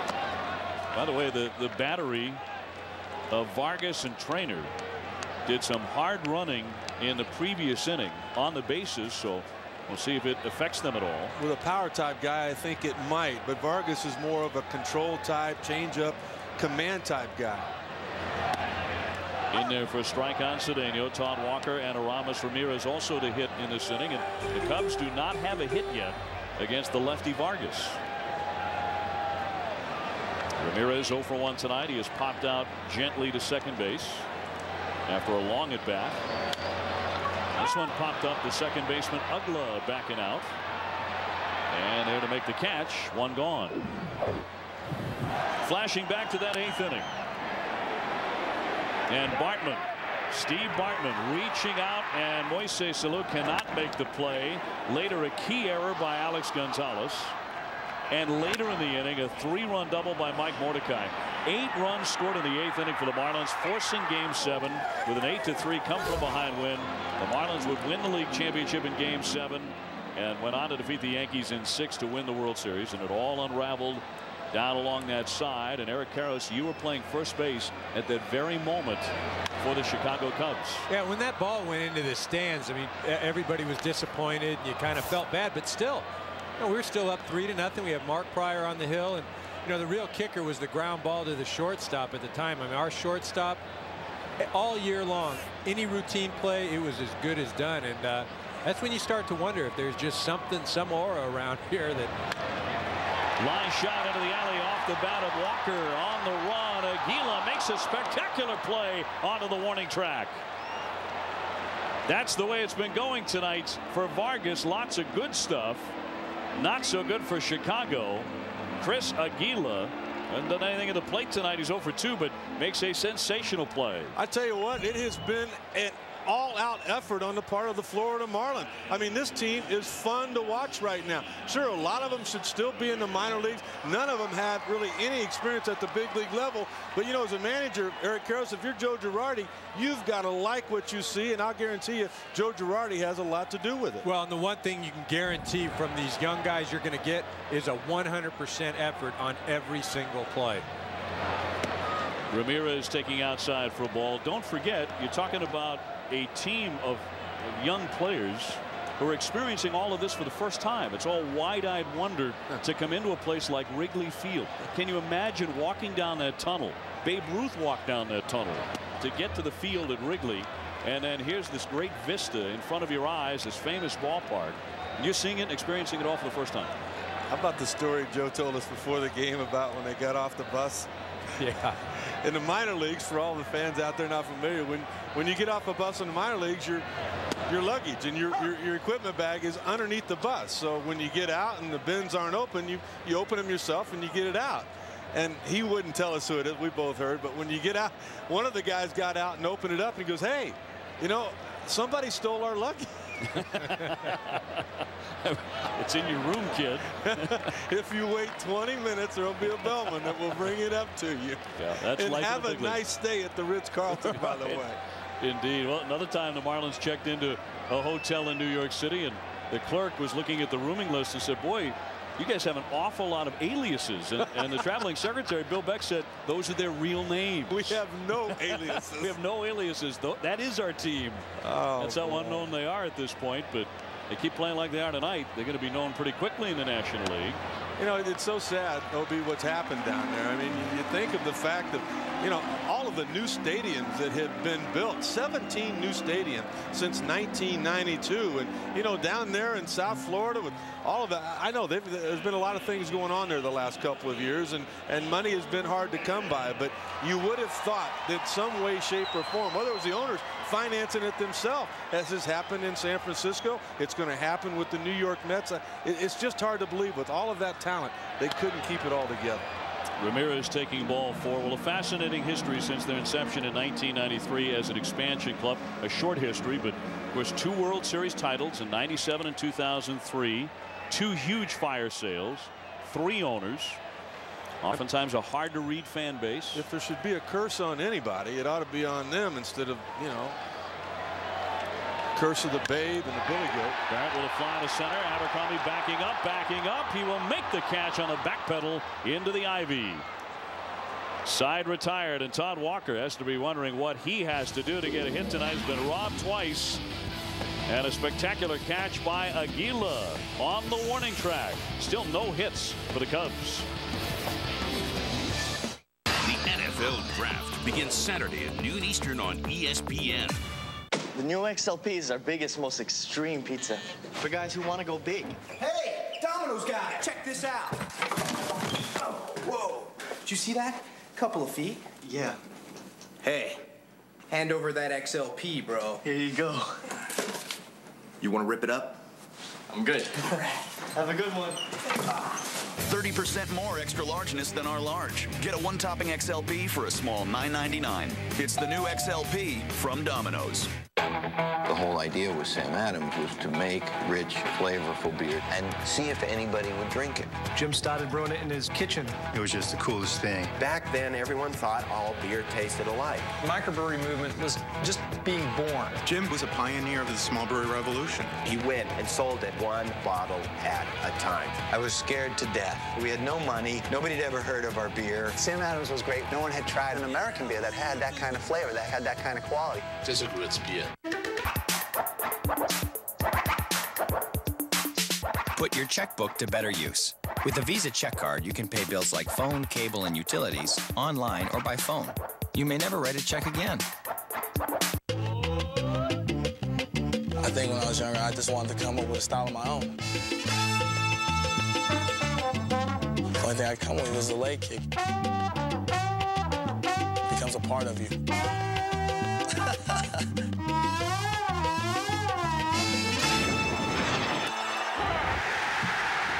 I live for this. Catch Major League Baseball all season long on ESPN. Don't miss it. The sun just about ready to set here in the city of Chicago. The Marlins have a 3-0 lead over the Cubs. Dan Uggla, Miguel Cabrera, and Josh Willingham will swing away against Carlos Zambrano. Been a mixed bag for the fiery right-hander tonight. He's given up 5 hits, including a home run to Cabrera, but he's also struck out 7. At times he has had dominating stuff. That one is rattled foul by Uggla. He has walked and struck out tonight. Well, and you know, both times Zambrano's run into trouble, it's been Miguel Cabrera with the home run in the first inning, a 2-run home run, and in the third inning with 1 out, he walks him and gives up a base hit. So Miguel Cabrera is figured in all of Zambrano's difficulties. Inside and low on Uggla. Cabrera with a 2-run blast in the first inning. And then Zambrano wanted no part of him. He walked him in the third inning. And that's really the guy. Any club that plays the Marlins this year, until proven differently, Miguel Cabrera will not beat you. 2-1 hit sharply but foul. Bruce Fleming right on top of the bag there at third. EK, you and I watching the same thing, and Miguel Cabrera is a guy that can figure it out. He's always got a plan with every at bat. But if I'm facing Zambrano tonight, I'm going to try to hit that little flat slider that's not doing anything. You mentioned it, that when Willingham came up, he was looking for it first pitch. He rocketed the double, and that's when Cabrera was able to score. You want to hit a 95-mile-an-hour heater with movement, or you want to hit an 82-mile-an-hour slider that just sits there. He's got to throw that fastball. You mentioned it. 2-2 is outside and low, and another deep count by Carlos Zambrano. Well, that's the thing, as a hitter, I mean, I think pitchers give hitters too much credit. It's so difficult to hit. He's walked 3 men, just a piece for Uggla. And sometimes pitchers outthink themselves. I mean, they don't realize how good their stuff is. And with Zambrano, because of the movement, don't be getting on pitchers. They could just throw fastballs half. I mean, you look at you know what? You go watch batting practice, and guys throwing 65 miles an hour right down the middle. I'll guarantee you, guys. On the inside, got him looking, and no argument by Uggla. Strikeout number 8 for Carlos Zambrano. Back to the studio we go. Dave Rebson and Steve Phillips. Gentlemen. Thank you, Dave. Bad news for the Cubs at Wrigley, and bad news for the Cubs as well in St. Louis. Steve, guess who? Albert Pujols. Oh, you can't go down and into Albert Pujols, because if you do, he hits it way deep. 8 homers, 17 RBI now in his last 10 games, 12 on the year, 1-0 Cardinals. I'll tell you what, how about this for the reigning MVP of the National League? Looking at those numbers for Pujols, that makes 19 games now, and he's not even finished with that. He's got 12 homers. He has 27 RBIs and 20 runs scored. Yeah, you're going to have a good offensive team just by having him in that lineup. And look at this. Albert Pujols, Andrew Jones battled for the MVP down the stretch last year. They're at it again. Slicing down into the corner. That's a fair ball off the bat of Cabrera. It'll rattle around. Scooped up by Jones. It'll be 2 bases. Standing up for Miguel Cabrera. So along with a 2-run shot in the first inning, he adds a double. And he's been on base all 3 times as we go back downstairs to Aaron Andrews.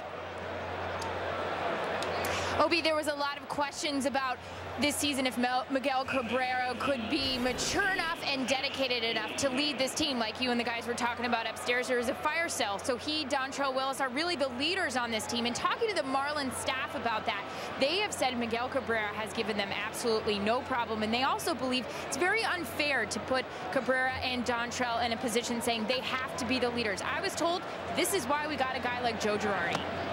Inside hit him. That one nipped Josh Willingham, and he's on base for the 3rd time. They hit batsman, and more trouble for Zambrano.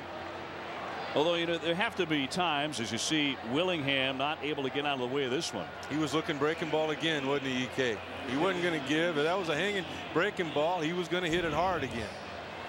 There have to be times when Cabrera walks through that clubhouse in Florida and wonders, where did all my buddies go? Where's Mike Lowell, Juan Pierre, A.J. Burnett, Josh Beckett, Paul LaDuca, Carlos Delgado? Where did everyone go? You know what bugs me right along with that? EK talking about Jacobs with a ground ball to Perez. Had some trouble to Cedeno. Low throw. Back to first and wide. Wow. So they get only 1 safe on the corners on what looked like a certain double play ball at the crack of the bat. Well, it did look like a routine double play. Ryan Cedeno, the shortstop, made a nice play just fielding the throw from Neifi Perez.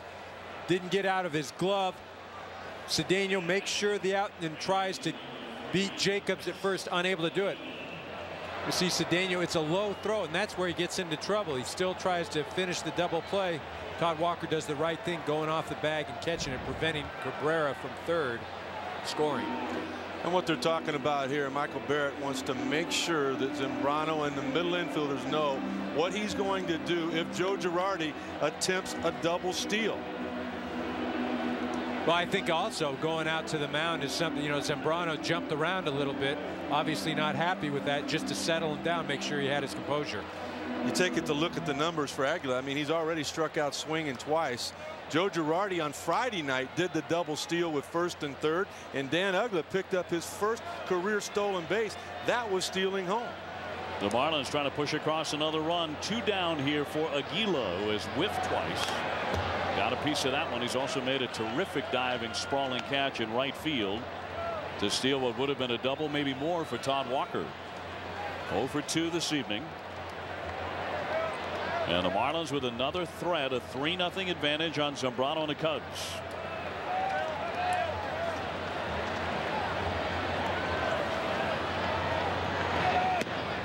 One ball and 1 strike. Another look at Aguilar's terrific play in right field in the bottom of last inning. He won a batting title a couple of years ago in the Southern League. Recruited as a pitcher. Then he was a third baseman, and then in '99 went to the outfield. He's made that conversion. Apparently you can put him on wheels and he'll be just fine. Lunging pop-up into short right field. And Zambrano will get out of the inning without any harm done, although he does allow a double and hits a batter. This night very much up and down. It's up for the Marlins, a 3-0 lead.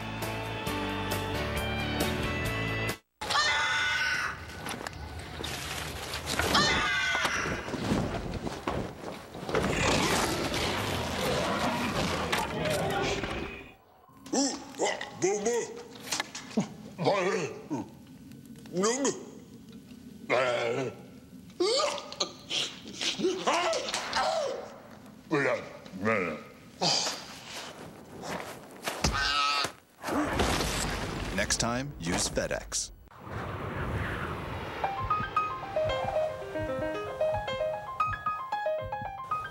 When does the best-selling car in America become the best car for America?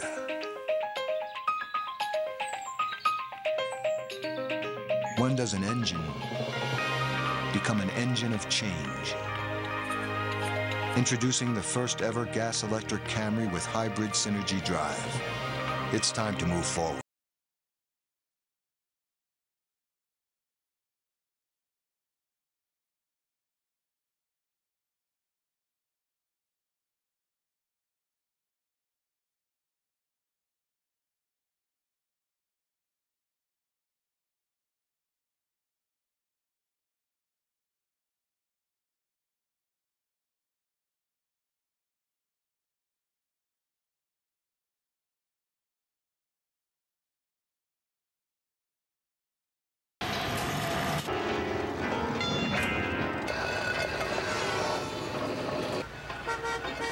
With sludge in your engine, it feels like something's holding your car back. Let me guess, 16. Yeah. That's why there's Castrol GTX. Compared to leading oils, it's the best protection against thermal breakdown and maximum protection against sludge buildup. Don't let sludge hold your car back. Get Castrol GTX. It's more than just oil. It's liquid engineering.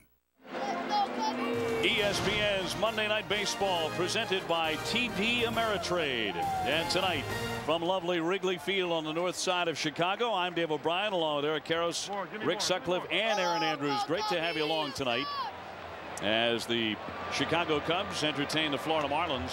Out in front here 3-0. As you can see, the Cubs do not have a hit off the 23-year-old southpaw Jason Vargas. He's had some defensive help. Matt Merton has walked. He'll be followed by Jock Jones and then Neifi Perez here in the bottom of the 5th. Vargas a man in command right now.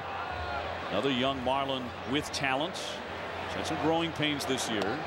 A 7.20 ERA, but very sharp tonight. You mentioned that the Cubs don't have a hit for Matt Merton. Last year in his major league debut, he picked up his first big league hit against the Florida Marlins in Florida against Dontrelle Willis. Merton, a Florida native. So how sweet it is. Here comes the 2-0 pitch. He left it down low. Vargas's line up to the second. He's walked 2, struck out 2. One of those walks was Merton, but both of the walks for Vargas have come with 2 outs and nobody on. This would be a lot more critical walking the leadoff man. Jock Jones on deck, and that's up high, walking on 4 straight. We'll see what that leads to. Now for a SportsCenter 30 at 30 update, we head back to the studio and join Dave Revson. Dave. Okay, Dave, questions arising over a house that Reggie Bush's family lived in over the past year while Bush was still at USC. A house owned by a businessman who reportedly hoped to handle marketing for Bush. He says his family has done nothing wrong. Kings' Ron Artest suspended for 1 game for a forearm to the head of Manu Ginobili over the weekend. And the Heat's Udonis Haslem suspended for tonight's game with the Bulls for throwing his mouthpiece. Heat currently on top, 33-26. Details, SportsCenter, 11 Eastern. News anytime, Dave. Hi, Dave. Jock Jones swinging at the very first pitch, a little over aggressive after 4 straight balls. Vargas tossed to Matt Merton, and he pops up to short, 1 man out. Well, and see, that's what happens when you're struggling, as Jock Jones has been struggling. He's going up there, he's trying to make something happen instead of just letting it happen. And you heard the boo birds a bit here at Wrigley. But Jock Jones has got off to a slow start, one of the prized acquisitions this offseason. They're going to expect him to swing the bat well from the left side. They want the guy who hit over 300 a couple of years ago with Minnesota, not the guy who hit 249 last year, his final year in the Metrodome. Boy, EK, you're exactly right. That is pressing there. The guy before he gets walked on 4 pitches and you swing at the first pitch, which is out of the strike zone, and pop it up, that's not Jock Jones.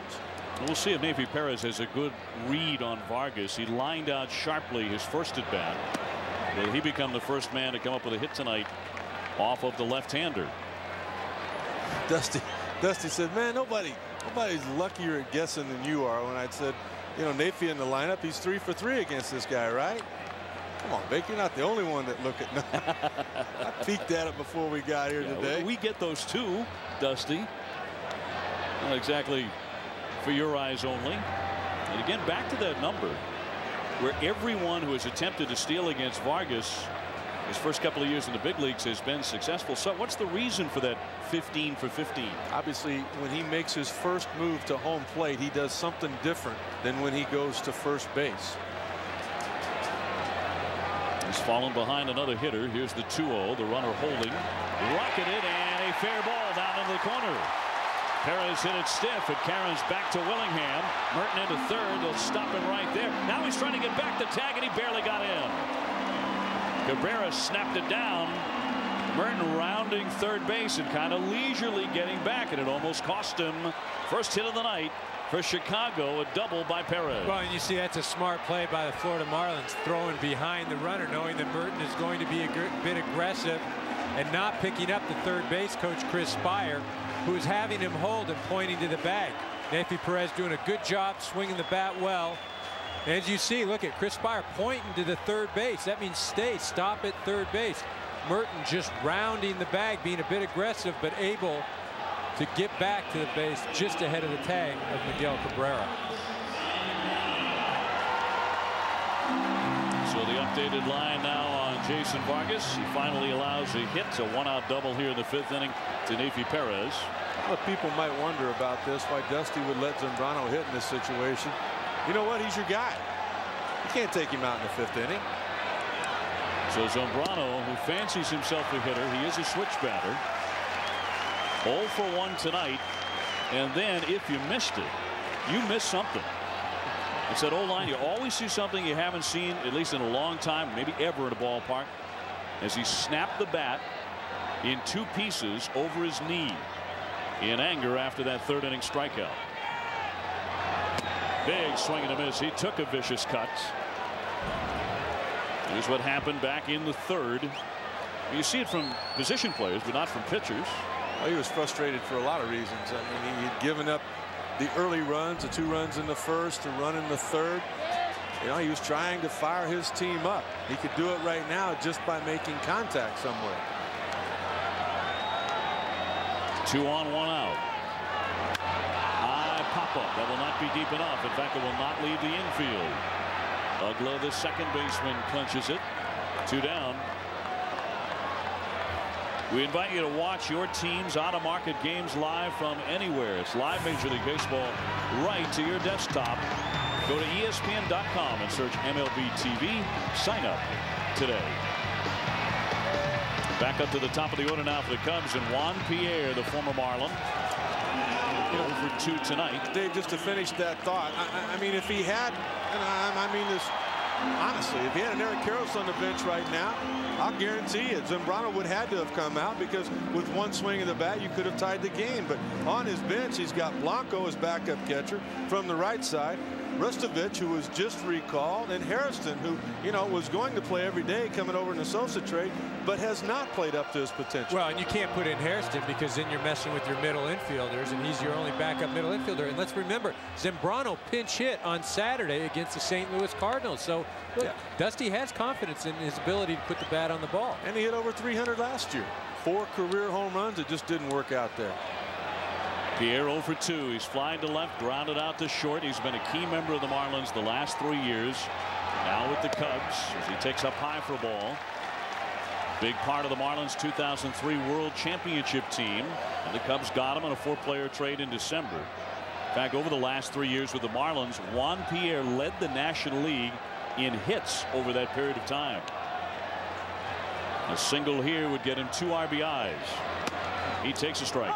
Well, and what you look at here with these infielders with Juan Pierre at the plate, they're playing in respecting the bunt, because even a bunt base hit right now can account for 1 run. And right now, normally with 2 outs, you play back, but because Juan Pierre is so adept at bunting, they have to respect that. And such a serious student of the game as well. The 1-1. There's a shot out to left field, backing up Willingham with room though, and he makes the catch. Vargas escapes. He finally gives up a hit, but no runs. 3-0 Florida.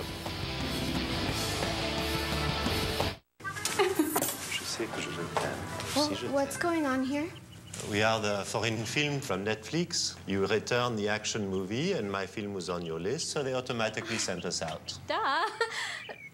I love your movies. No, Angie, it is you I love. Over 55,000 titles, and you chose mine. That is as wonderful as any love could ever be. There's a movie waiting for you at home. Netflix. All the DVDs you want, starting at only $9.99 a month, no late fees. The Giant's Causeway, Ireland. A prehistoric volcanic landscape discovered by the O'Donnell clan. On vacation from San Francisco. And it was here in Kilkenny that New Yorker John Crane discovered traditional Irish music. And here's the man who discovered the famous Galway Oyster Festival and 12 other festivals all in one day. Ireland, home to the 2006 Ryder Cup and the greatest golf in the world. Discover your very own Ireland at discoverireland.com.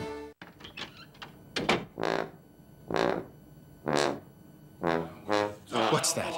Rabbit food? Business casual slacks? Chintz pillows? No more. Time to be a man again. And it starts in the shower. This gets you clean. And it doesn't dry your skin. Not dry. Nice. And it looks like an oil can. New Dial for Men body wash. Be a man. I'm a man. Take back the shower. Yeah! Dude, we are so stoked. Going hella morning, dude. Let's rock, dude. 10-4. Hey, dude, I think that dude wants you. Well, that's just the pilot. Dude, you're not the pilot? No. I've never done this before. But I did stay at a Holiday Inn Express last night. Stay smart. Stay at a Holiday Inn Express.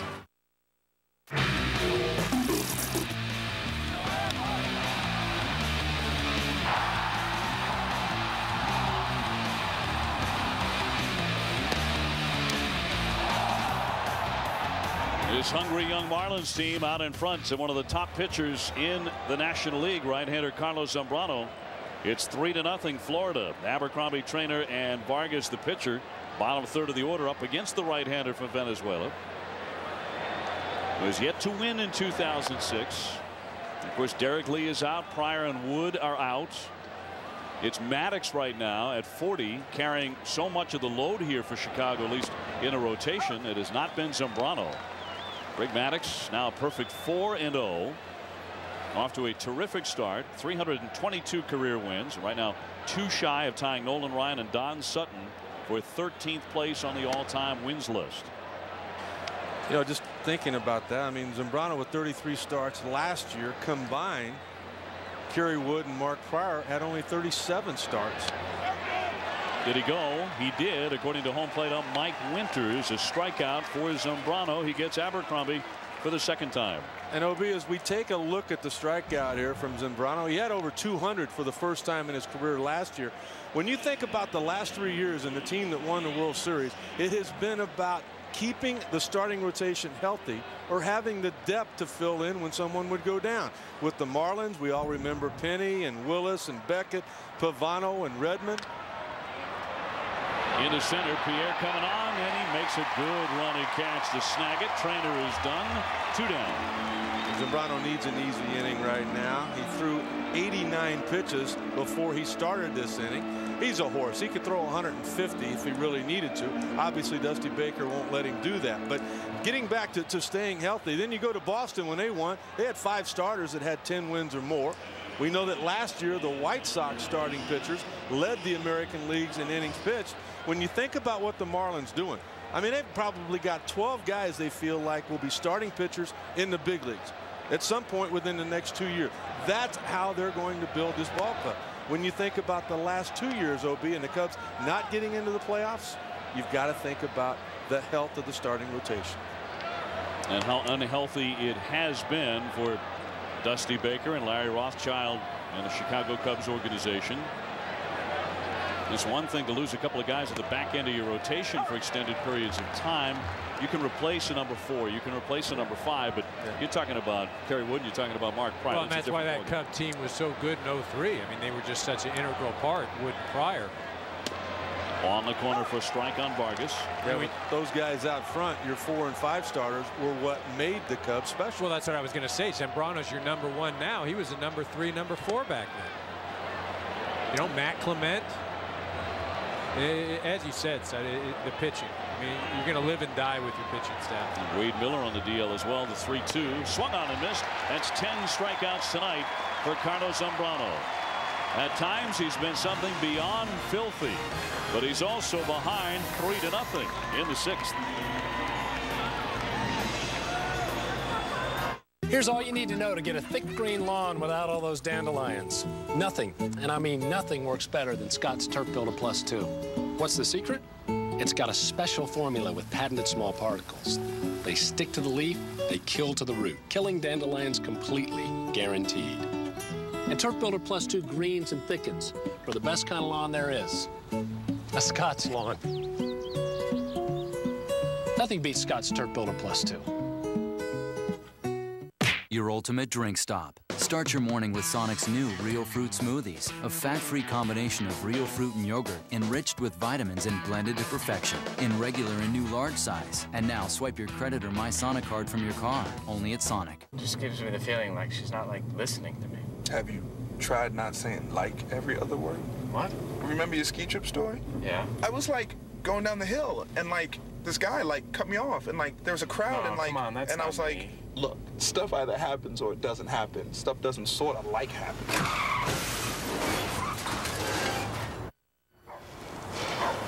Holy.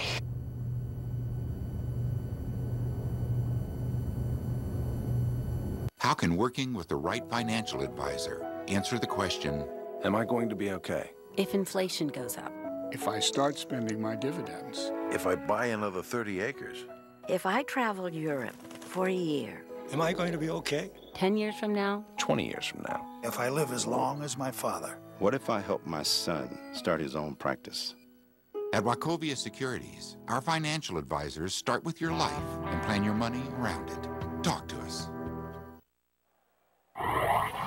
ESPN's Monday Night Baseball, presented by TD Ameritrade. Brought to you by Dial for Men. Be a man. Take back the shower with Dial for Men. And Holiday Inn Express. Stay smart. Stay at a Holiday Inn Express. An early spring evening here in the beautiful city of Chicago, Illinois. 3-0. The Marlins leading the Cubs. The question about when will Kerry Wood and Mark Pryor be back and hurling for these Cubs? Well, let's go downstairs for more on that. Here's Aaron Andrews. David had a chance to speak today with Cubs pitching coach Larry Rothschild. He told me actually Mark Pryor threw on the side today in Arizona. 45 pitches. He heard it went very, very well. Kerry Wood will be throwing on the side on Wednesday. Cedeno lunges and pops this one into right at Aguila. I'm not done. One man out, and Aaron is not done. I'm sorry, I'm definitely not done, Obi. I wanted to make sure you threw it back to me, all right? But the good news, he said, no pain for either guy so far right now. I asked him, hey, do you have a timetable on either one? He said, Aaron, I have learned my lesson. I am no longer giving timetables. He said, this has been going on for 2 years. He also left both of the pitchers a message the other day and said, by the way, I'm sick of this. I'm sick of talking to reporters about this. You two need to get healthy and get back. Okay, are you done? Now I'm done, Obi. Obi, you just got yelled at. I did. I got snapped at. Remember, all of you, meat is done. You are finished. Thank you. Thank you very much. But I can certainly understand, as Aaron said, Larry Rothschild's point. It's as frustrating for everybody in the organization as it is for both of those two guys getting asked constantly. As Todd Walker hits here, he is 0 for 2 tonight. When are they coming back? When will they be healthy? When will they be near something 100%? Well, you hit it right on the head when you talk about frustration. There's nobody more frustrated than Mark Pryor and Kerry Wood. I mean, what they did in the 03 season, 32 wins between them. Since then, only 28 combined wins. And both of these guys are gamers. I mean, Mark Pryor prepares himself as well as any pitcher I've ever seen. And Kerry Wood will leave it out on the hill with the best of them. Ground ball skipping off the mound. Oh, what a snag by Ramirez. He's up and skipped the throw. Got him at first base. Dug out by Jacobs. A sensational play. Man, the Marlins have played some defense in this one. Carl Ravitch, Harold Reynolds, John Kruk. Get ready, brothers. We have got your web, Jim. I don't know whether it's going to come from left field, from right field, or from the shortstop position, but it's going to come from the Florida Marlins. That is huge. That is fully extended. EK, that is range. That is arm strength. That is desire. That is the type of guy you want on your ball club. Well, and let's not forget a nice pick by Mike Jacobs over at first base. And you're talking about web gems. You know who's going to be on 2 of them tonight? Todd Walker. He hit the ball to right field, where Aguila made a great catch, and then he hit that ball up the middle. Here's Ramirez. 0 for 1. He has popped out. Walker's going to go right down the dugout steps and into his locker to find out if all his belongings are still there. He could be 3 for 3 right now. I mean, he was leading the National League in hitting when he got here, and he's 0 for by a ½ an inch 3 different times. Hanley Ramirez, and as you mentioned, Jacobs with a terrific pick in the dirt to complete that play. And is Vargas ever getting some help, and is Walker ever irked about it, because he should have 3 hits in this game? Well, he really shouldn't. There's nothing worse as a hitter to have somebody make a great play. 1 is tolerable, you can get by, but with 2 or 3 in a game, just start thinking it ain't mine nice. Well, like EK mentioned, OB, before the game, it's tough to hit in Wrigley in That's what the I'm month talking of April. about. I mean, these conditions are horrible. Yes, this is, I don't know how a professional athlete could be expected to perform in conditions like 70 degrees and clear skies. I mean, you're right, EK. So we have one nice night. You guys, come on. Tell you what, it's a nice night for Jason Vargas. This kid is throwing strikes. He's staying on the outer half of the plate. He's changing speeds. He's letting his defense make those great plays.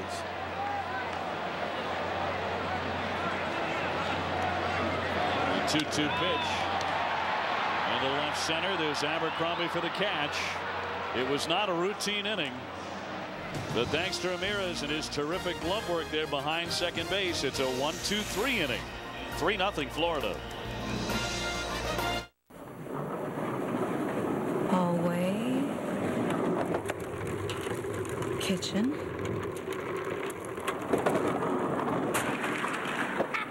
dining room. Here he comes. The right floor makes everybody happy.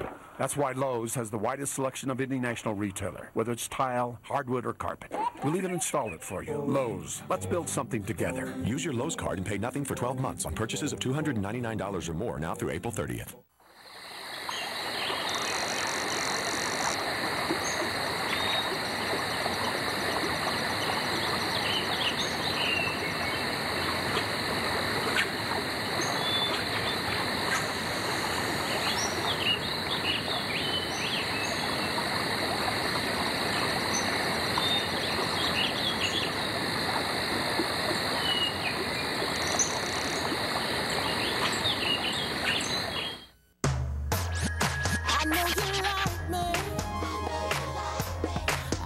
you do. I know you do.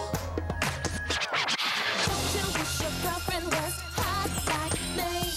Don't you wish your girlfriend was a freak like me? Don't you?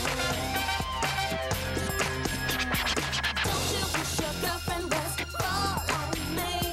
Don't you wish your girlfriend was fun like me? Don't you?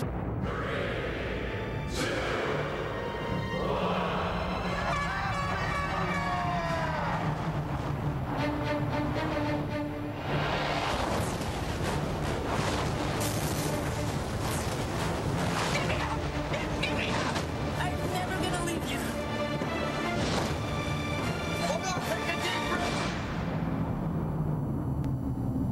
Poseidon, rated PG-13, in theaters and IMAX May 12th. Perry Hill, the Marlins infield coach. What do you think he's saying there to Hanley Ramirez? You know, isn't it true that every time you make a great play, you lead off the next inning? No, he's saying that you're making me look really good as your infield coach. And I'll tell you what, Perry Hill has made a lot of infielders look good. Well, he sure has. It's on the outside corner for a strike on Ramirez. Just made that magnificent sprawling stab behind second. At the bat tonight, 0 for 3. He's flat out, hit into a double play and struck out. It's a high chopper to Perez. And Nafee up and over to Walker for the out. Certainly worth another look here. Hanley Ramirez stealing yet another hit from Todd Walker. We've talked about his athleticism, but take a look at the jump. Look at the first step, how he didn't shuffle his feet. He made the crossover, which allowed him to get to that ball. And, you know, we were talking with Joe Girardi before the game about Perry Hill. He said absolutely the best. There's not a better infield coach in all of baseball. I've heard Bruce Bochy talk about it.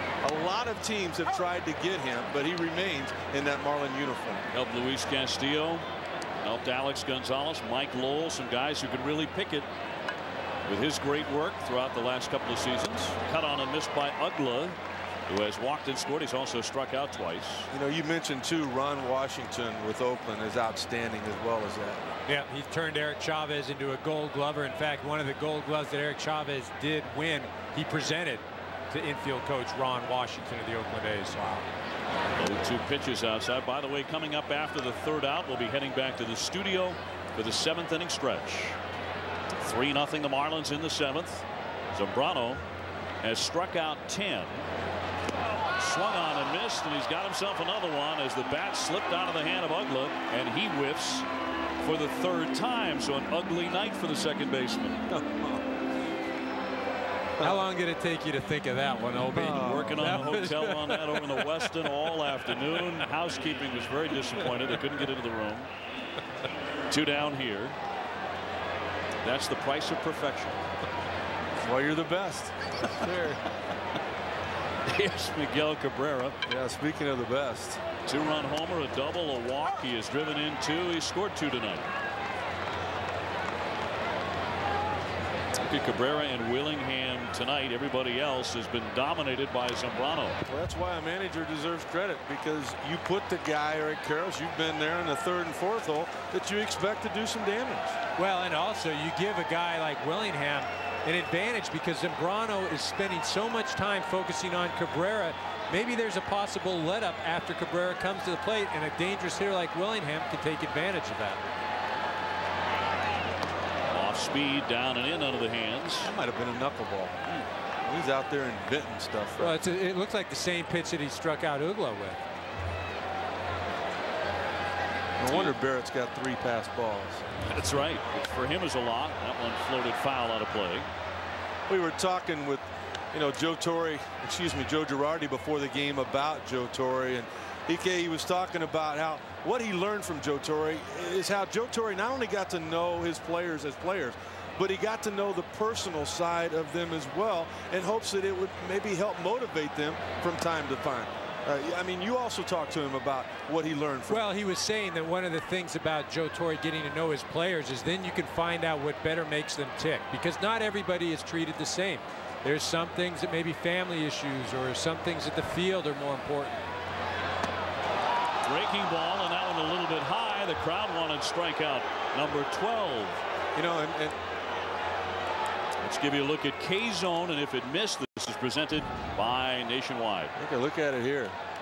I mean, it is a knuckleball. It's just floating up there, catches the inside. You know, a lot of people you don't care, but with Cabrera, there you go. There's that generous corner. And there's some of that fire of Carlos Zambrano on a fastball at 91 miles per hour. He has 12 strikeouts, and yet given how magnificent he has been at times, he is still trailing 3-0. Let's head back to the studio now for the 7th inning stretch and join Dave Revson and Steve Phillips. Thank you very much, Dave. So the Cubs with some work to do coming off that win over the Cardinals yesterday. Dave Revson alongside Steve Phillips. And speaking of the Cardinals, in action today as we take you around the National League, get you caught up on what's going on. Cards taking on the Pirates, and who else? Albert Pujols, Steve. Well, you're coming down and into Albert Pujols, and he's going to take you out of the ballpark, and he did just that to Oliver Perez. His 12th homer, 8th in the last 10 games. It's a 4-1 Cardinals lead. Rockies and Phils, and Ryan Howard continues his hot hitting. Well, twos are wild. 2 home runs yesterday, 2 RBI singles today, and he is swinging a hot stick. Indeed he is. Run scoring there, and it's in the top of the 7th right now with Philadelphia on top 6-3. First place Astros hosting the Dodgers. Brad Ausmus coming through here for Houston. What a difference a year makes. The Astros struggled scoring runs last year, and now everybody's contributing this year. This one scoreless in the 2nd, but not for long. Ausmus, the RBI double. And the Astros already at 13-5. They are on top 1-0 in the 4th. We will get you back out to the friendly confines after a quick break.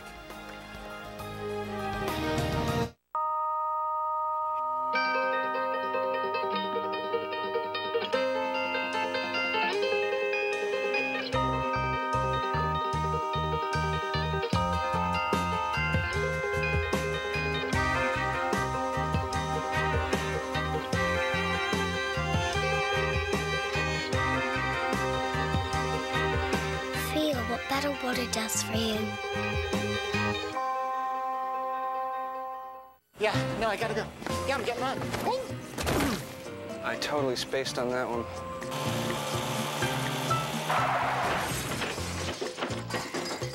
That was bad.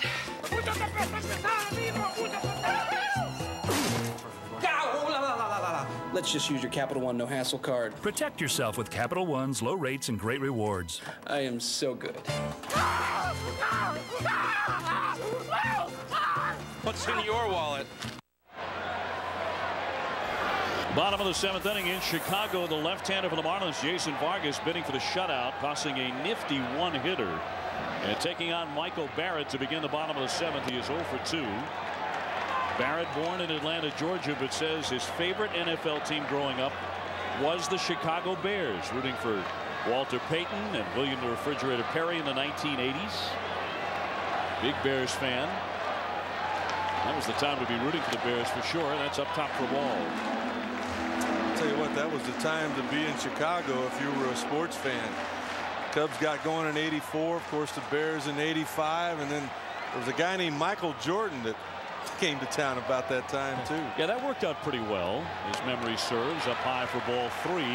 Barrett will also tell you, though, his favorite baseball player was an Atlanta Brave, and that was Dale Murphy, two-time MVP.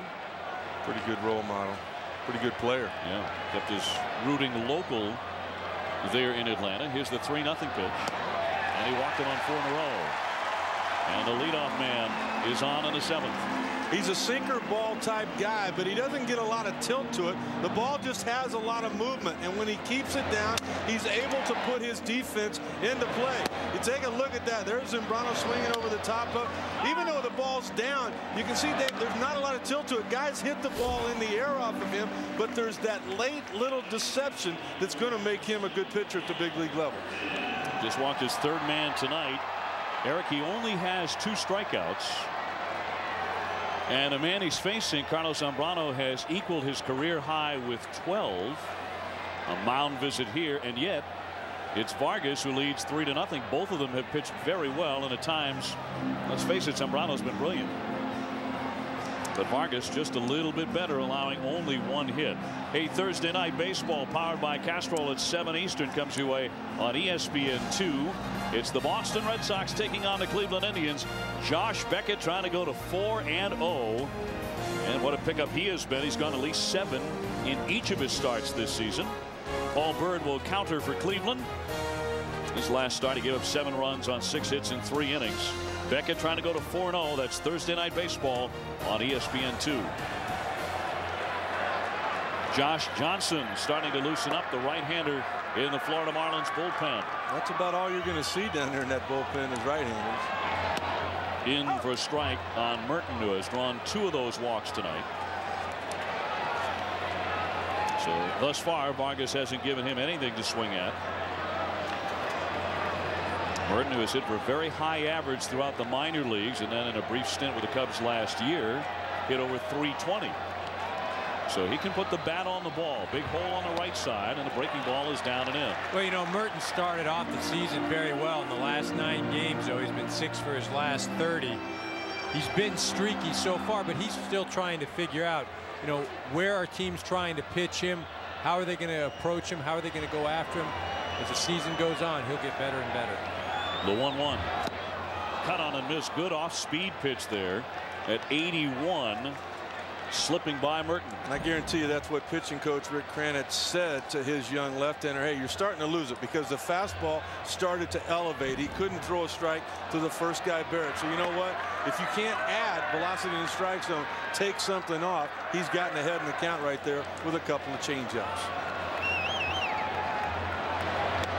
Tried the inside corner and missed. And that squares the count at 2-2 on Merton. That's what we were talking about right there, that generous plate at times for the home pitcher. I mean, we have seen that pitch called a strike. It's clearly a ball. But when you're on the road, you will not get that with Mike Winters behind the dish. Barrett leading at first. 3-0 Florida here in the 7th inning. Inside again and a full count. He's on the verge of walking back-to-back men here to begin the 7th inning. Now, as a hitter, Merton up at the plate has to start thinking that he's thrown 2 pitches inside off the plate. If I offer at him, great, but that's not where he's trying to get him out. He threw those 2 pitches off the plate to come back with something on the outer half of the plate right now. Crowd coming to life at Wrigley. Ground ball toward third. Diving play. Cabrera throws to second, 1, and that's all they get. Cabrera leaving his feet to snag that one. And the Marlins have just been spectacular. No other word for it defensively. I don't care how much bigger he's gotten. This is a pretty good play right here. An in-between hop. Look at him come up with it. Now from his knees, he comes up with a good throw to keep what it could have been a situation where the tying run would have been at home plate for the Cubs. Well, I think, as you said earlier, baseball tonight is just going to feature the Florida Marlins on Web Gems. Get ready, boys. We got them all. We got 4 I know of. We got 5. Baseball tonight will follow us here on ESPN as soon as we finish up from Wrigley Field. Here's Jock Jones 0 for 2 and looking at a strike. Well, when so you Vargas struggle, comes right back. EK, is that not how it goes? When you go up there swing at the first pitch, it's not a strike and you pop it up. You go up there and you take the first pitch, and you know Jock Jones is thinking right now, and I could hit that ball hard. What is it? You can't do anything right when you're struggling. Merton back to first base. Vargas, who's a star at Long Beach State, and when he wasn't pitching, he was the designated hitter. And as he has shown us tonight with a base hit, by the way, he came in hitting .286. He indeed can swing the bat. Popped up, back out of play, and that's exactly what the Marlins need, right? Another good lefty who can hit. Dontrell Willis, who is regularly used as a pinch hitter by the Marlin managers. You know, to me, he's kind of got that same look that Dontrell Willis has in his eyes. You take a look. I mean, he's out there right now. Here we are in the bottom of the 7th inning. I mean, he's barely sweating. I mean, there's a calm to him. There's a confidence there that you see with Willis as well. Up and in. That one hit him. It got him. And the Marlins are going to argue that this hit the bat and not his arm. That's what Trainer is arguing. Here comes Girardi as well. But they're going to send Jock Jones down to first base, a hit batsman. And without even seeing a replay, with the way that Jock Jones reacted, you know, you wouldn't think that the ball hit him right in the arm, because if it did, I'll tell you what, Jock Jones acted like nothing even hit him. Check swing. That's Did that all hit bat. the handle? Handle the bat. Handle the bat. No question.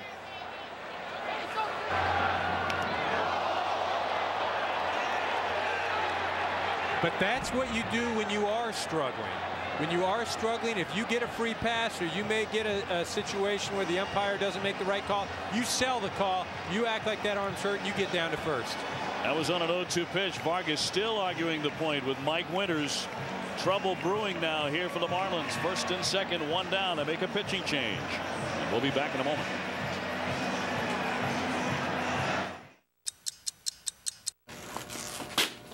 Whoops.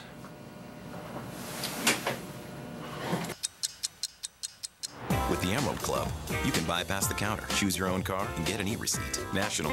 Green means go. With Minwax water-based wood stains, you can join the color revolution. With 74 dramatic colors, and use Minwax polycrylic protective finish for a crystal clear top coat. The results are revolutionary. Minwax makes and keeps wood beautiful. So the Dodgers are down to their last out. Game 1 of the World Series. And look who's coming up. Kirk Gibson with 2 bad legs. You talk about a roll of the dice. This is it. High fly ball into right field. She is gone. With 100% whole grain, low fat, and fiber, the breakfast of champions brings out the champion in you. The impossible has happened. Hey, the guys are coming over to watch the game. Aren't you worried about them drinking all the Bud Light? Not to worry. Look what I had installed. A secret revolving wall. Dude, you're a genius. Guys, hurry up! The magic fridge is back! Refreshingly smooth Bud Light. Always worth it. Magic fridge. Magic fridge. At the moment, still 3-0 Florida. Terrific pitching performance by Jason Vargas, but after a disputed hit batsman play, Jock Jones taking first base. He comes out, and the veteran and a guy that you played with, Eric Karros, Matt Herges, coming on. Well, he's the workhorse of the staff. 9 appearances already this early in the season. He's a guy that can do everything. Good movement on the ball. Has closed even for a time with the Giants. Had over 20 saves. Will take the ball anytime it's handed to him. One out, Neifi Perez in the batter's box. 3-0 Florida. Right through there for called strike one. Neifi tonight lining out to short and then doubling in the 5th inning. Became the first, so far only, Chicago Cub to get a hit off of Vargas. But Herges stepping into a situation where he would sell his soul for a double play ball here in the 7th inning to preserve the shutout. He moves him back, and it's 1-1. The one thing Joe Girardi knew about Herges, I mean, he can handle the pressure. He's been there before, but he's also a guy that throws a lot of strikes. And after what the Marlins skipper saw on the first 3 hitters of this inning, he walked the guy. He went 3-2 on the next guy before he got him out on the great play by Cabrera. Then he hit a guy. Joe Girardi says, you know what? I want somebody that's going to put the ball in play. 1 man out. Big swing and a miss. 1-2, and in the on-deck circle, the man who in fact spent some time as a member of the Marlins, John Mabry. Tell you what, that pitch has gotten better and better for Matt Herges. That was a real good changeup with a lot of movement. I remember when Herges was the closer, it was a big curveball, EK, that he was known for to get the strikeout with. Matt Merton and Jock Jones on the bases. Herges looking for the strikeout. Here comes the 1-2. Spoiled on the swing by Neifi Perez. Well, what Herges has always had his entire career is movement on the fastball. Nothing is ever straight. And especially the left-handed hitters, he could start that fastball at the left-handed hitter's hip, where he would give up on it, and it cuts back over the inside part of the plate. A pitch made famous by Greg Maddux of the Chicago Cubs. Still being made famous by Greg Maddux. Off to a great 4-0 start. Cubs trying to come from behind to grab a win tonight at home. Swing and a miss. Kind of an awkward looking cut by Perez, and he strikes out. Herges coming out of that pen and getting a big K. Well, and Herges going to that pitch where he's had a lot of success. Start over the inner half of the plate ties up the left-hander, almost gets him to freeze. Then it goes over the middle of the plate, and as you saw by the swing by Perez, very awkward looking, and Vargas very excited in the Wrigley dugout. So for Hergis, one more to get. Runners still at first and second. And Mabry announced, the left-hand hitter, hitting .333 coming off that bench. John Mabry, a very aggressive swinger with good power.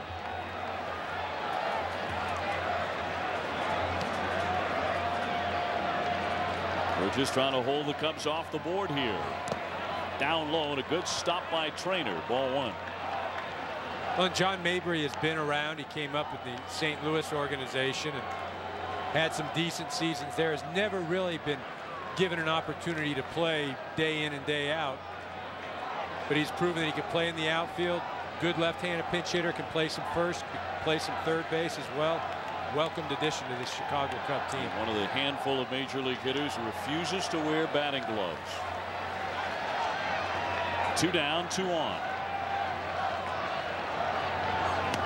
Late on that one, and it's 1-1. Fastball at 89 with some movement on it. The Cubs get their bullpen active. Now, the reason you would have 2 right-handers would be the score, depending on what happens here in the bottom of the 7th. Ardsmo will come in if it stays the same. If it's tied or if it's 3-2, I would imagine you'd see Bobby Howard.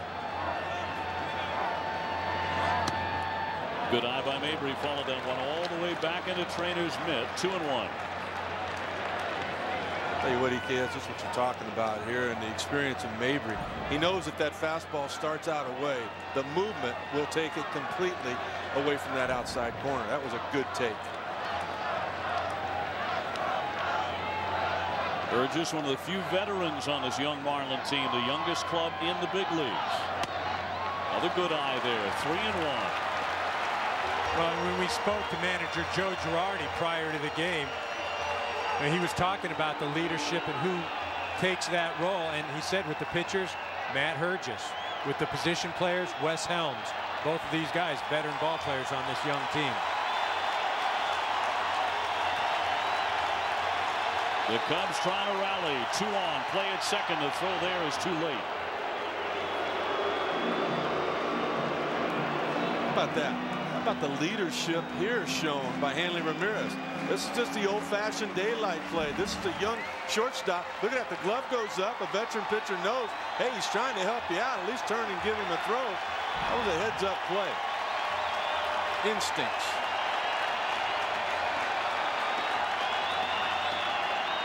Fake this time by Hergis, drawing the ire of the crowd at Wrigley. Well, you know what that does, Dave? Even when it doesn't work, to me at times that play does work, because now the base runner can't go on your first movement to home. He can't get that big secondary lead, and if it's a hard base hit, you might get somebody thrown out at home. Put a little bit more anxiety in that hitter's hands if you can. The 3-1.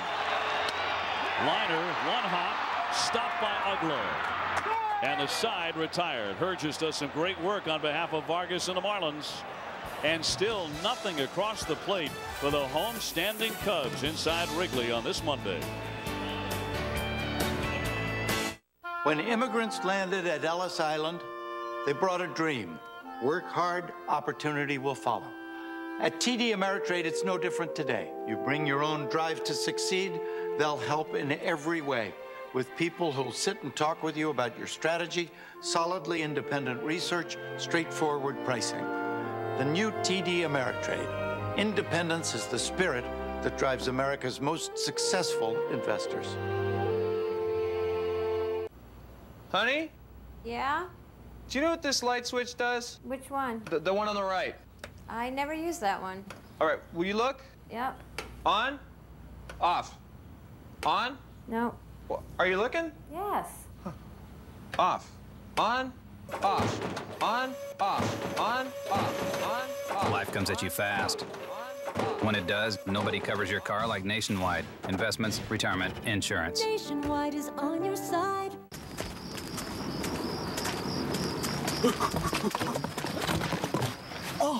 Need new tires? Get to the big Bridgestone rebate event for up to a $100 mail-in rebate on select Bridgestone tires, April 6th through May 6th. Only at your local participating Bridgestone and Firestone retailer. Wherever you see this Bridgestone sign.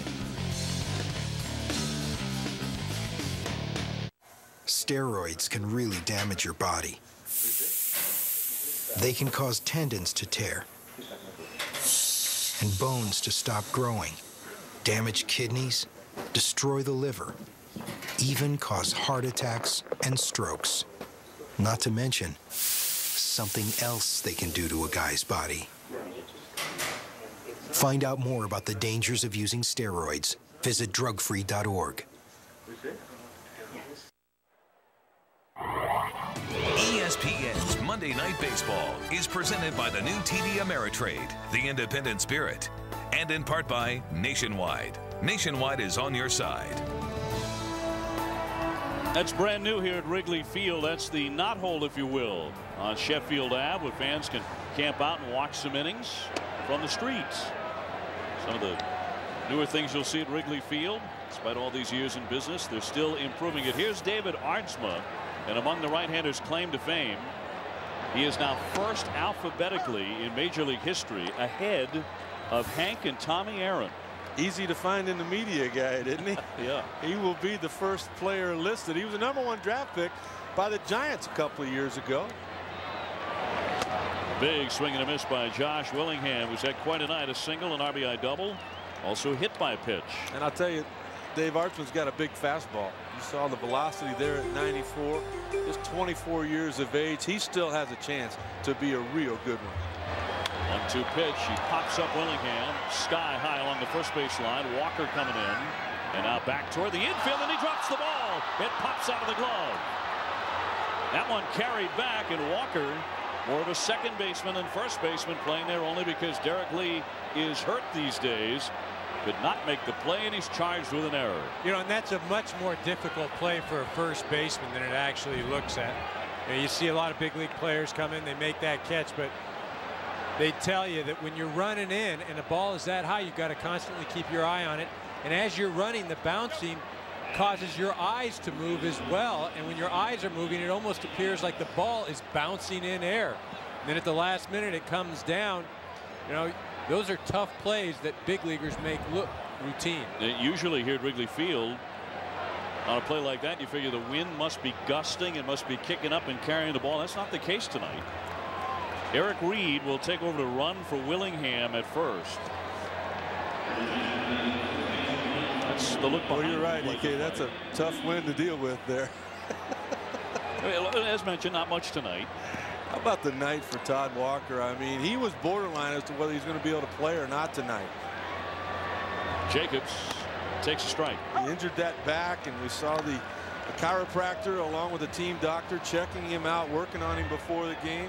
He could easily be 3 for 3, but no, because of great defense, he's 0 for 3, and now he's been charged with an error. Mike Jacobs, good power. He hasn't shown it tonight. Runner goes. The pitch low. Here's the throw by Barrett. It skips and not in time. A stolen base for Reed.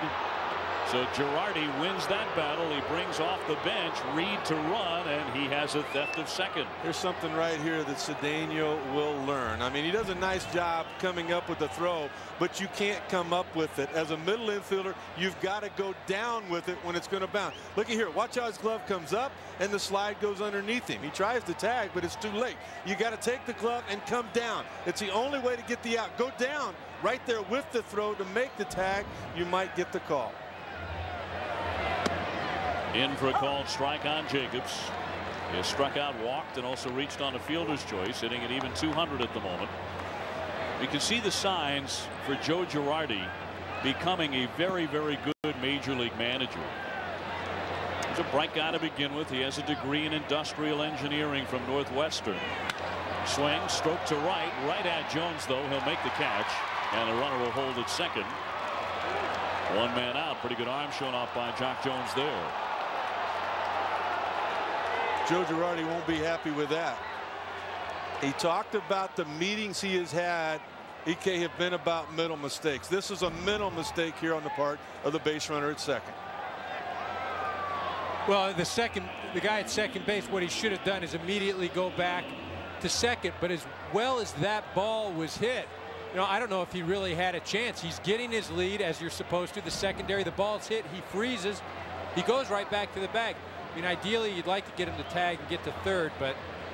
Well, I think if he had made an effort to do that, Eric, I'm with you. I think he would have been nailed at third base. Yeah, I mean, that situation was a tough read for Reed at second base. It really was. Sometimes you just can't do anything about it the way the balls are hit. So 1 out, and Aguila late with that swing. He has gone 0 for 3. It was a nice piece of hitting on the part of Jacobs, getting the ball to pull, hitting the ball hard. Nothing else, trying to advance that runner. It just didn't work out. And Joe Girardi with a very strong work ethic. He'll tell you he inherited that from his family, from his parents. His 2 older brothers both went on to become doctors. His sister has a PhD in math, and she teaches at the University of Southern California.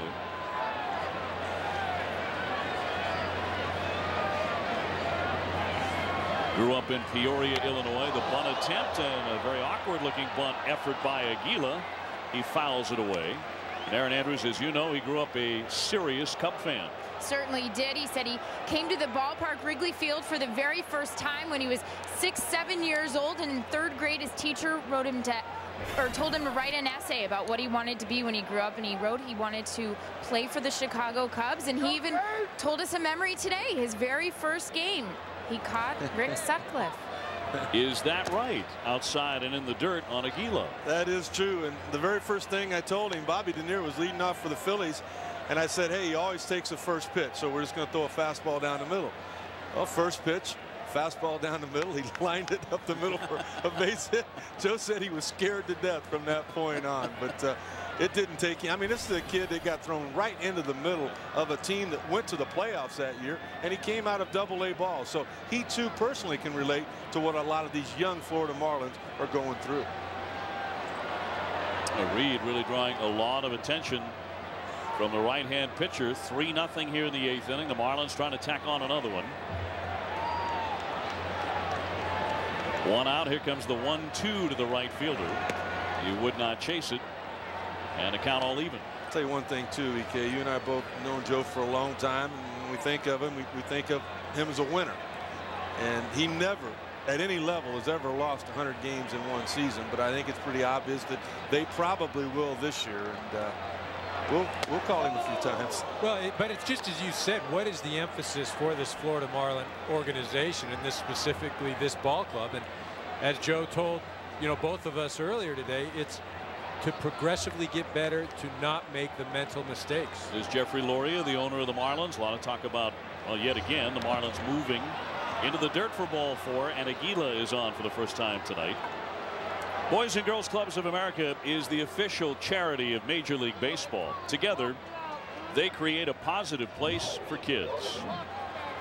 And one of the Marlin kids there, Jason Vargas, quite a night for him. On the hill, got it out in the 7th inning, went 6 1/3, gave up no runs, just 1 hit. So the owner, Mr. Loria, has to be delighted with that. But a lot of stories about the Marlins again, maybe leaving South Florida after this latest fire sale, maybe to San Antonio. I was going to say, look at that ring on his left hand right there. Well, how can you miss it? That is something. Now that thing is huge. It's yeah, it looks like a bracelet or something on your.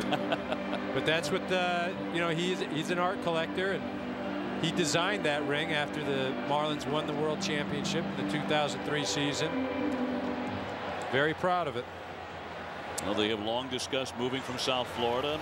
Many failed attempts to build a baseball park. Our game summary tonight: Miguel Cabrera striking early, a 2-run homer against Carlos Zambrano, who otherwise had some terrific innings. He struck out 12, but Cabrera was trouble for him. I mentioned Vargas giving up just the 1 hit in 6 1/3. The Marlins may be building something here with 1 out in the 8th. Runners at first and second for Reggie Abercrombie, who's gone 0 for 3. This will be an interesting matchup here. You got a guy with good bat speed at home plate, a guy with good arm speed on the mound. Neither one of them real selective. Ardsma with not great command. I mean, this could be a good fastball to get hit here, and it could get hit a long ways. On the outside corner. Back in 2002, Abercrombie was playing for the Dodgers, the minor league club at Vero Beach at the time. Started the season dismally. 41 strikeouts in his first 96 at bats. The Dodgers ran him off to an eye doctor who prescribed contact lenses, and immediately he became the hottest hitter in the league. He slices that one foul. He hit .316 the rest of the season. Well, this year he started out in a slump. He was in a 2 for 21. But it wasn't his eyes, Eric. Joe Girardi and Andre Dawson and the hitting coach Jim Presley got together with him to widen his stance a little bit, get him to get more on that back leg, shift his weight back there a little bit more, and it seems to have helped him a lot, although he has struck out twice tonight. Well, and what widening your stance will do for a hitter, it prevents him from jumping out, getting out in front of that on that front foot, which will lead to all kinds of trouble.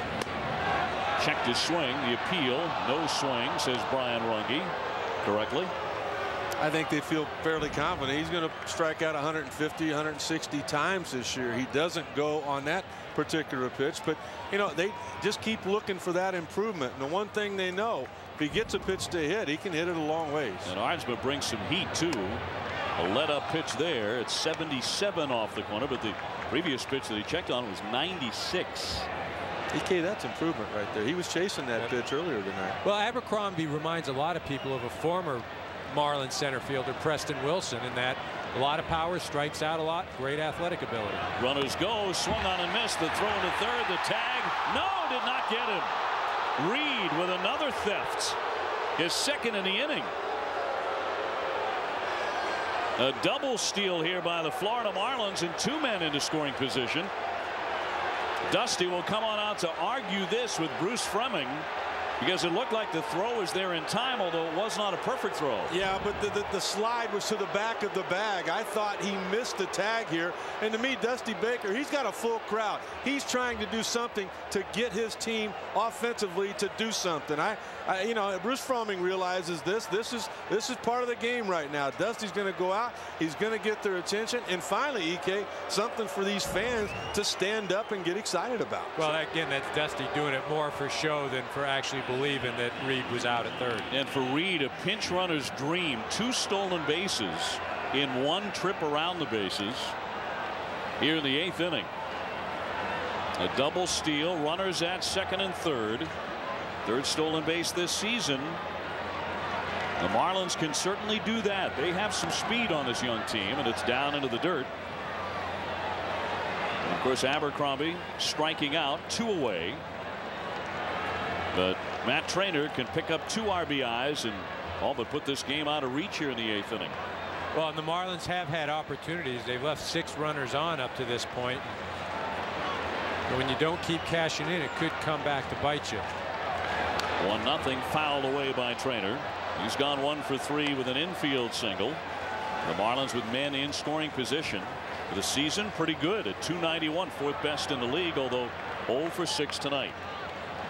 Yeah, but it does. It comes back to get you. I mean, we saw that Sunday night game, Atlanta and Washington. Washington left 16 runners on, ended up losing 3-1. When you get opportunities, you better take advantage of them. Arnsma collects his sign. Here comes the 1-1. Fouled back to the net. That fastball at 96 as well. He does throw hard. The Marlins in the game have struck out 13 times and yet lead it 3-0. And these fans are wondering, well, how could that be? I mean, that's a great look right there at Wrigley. Fans on their way home from whatever, an opportunity for free to stop by and watch an inning. Up high as he overthrew that heater. 2-2. Not a bad idea. Trying to get him to climb the ladder to get this out here that the Cubs so need right now. Now, if you can come back with something on that outside corner, you might have something. On that outside corner, indeed, at 93 to strike him out looking. So the K's continue to pile up for the Cubs. The runs certainly do not. Still 3-0 Florida in the 8th. The NFL Draft begins Saturday at noon Eastern on ESPN. If Satan drove a race car, even he'd complain about the scorching heat on the racing oval. Where in-car temperatures reach 130 degrees, improper hydration can have disastrous effects. At Charlotte 99, I got so dehydrated I started seeing double. I hit the wall at nearly 200 miles an hour. 200 miles an hour, and I forgot what happened after that. You could just see the heat taking its toll. And I tell you, he was sweating buckets.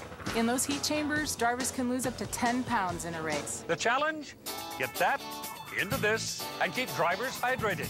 In 2002, we worked with Matt and his crew to develop the Gatorade in-car drinking system, or GIDS, a device that hydrates drivers with hands-free Gatorade that stays cold for up to 6 hours. Matt never gave back the GIDS. The next year, he won the cup. I always did like science class. From Charlotte to Chicago and beyond, the games never end, and the legend continues. It's ready. Introducing Gillette Fusion Hydrogel. Fusion's hydrating emollients and lubricants form an invisible layer that protects your skin from the first stroke to the last, adding more comfort to your shave. New Gillette Fusion Hydrogel. Here's all you need to know to get a thick green lawn without all those dandelions. Nothing, and I mean nothing, works better than Scott's Turf Builder Plus 2. What's the secret? It's got a special formula with patented small particles. They stick to the leaf, they kill to the root, killing dandelions completely, guaranteed. And Turf Builder Plus 2 greens and thickens for the best kind of lawn there is. A Scott's lawn. Nothing beats Scott's Turf Builder Plus 2. This copyrighted telecast is presented by authority of the Office of the Commissioner of Baseball and may not be reproduced or retransmitted in any form, and the accounts and descriptions of this game may not be disseminated without express written consent. ESPN's Monday Night Baseball is presented by TD Ameritrade. And tonight, a look at Sheffield Ave and the fans atop on the roof. That's across Sheffield Avenue. 3-0 the Marlins here in the bottom half of the 8th inning. Time running out on their beloved Cubs and a number of changes here. Chris Aguila moving from right field over to left field for the Marlins. Eric Reed will stay in center, and that moves Abercrombie from center over to right field. So Joe Girardi shifting that outfield. And here's Juan Pierre, the former Marlin, taking a strike, starting the bottom of the 8th.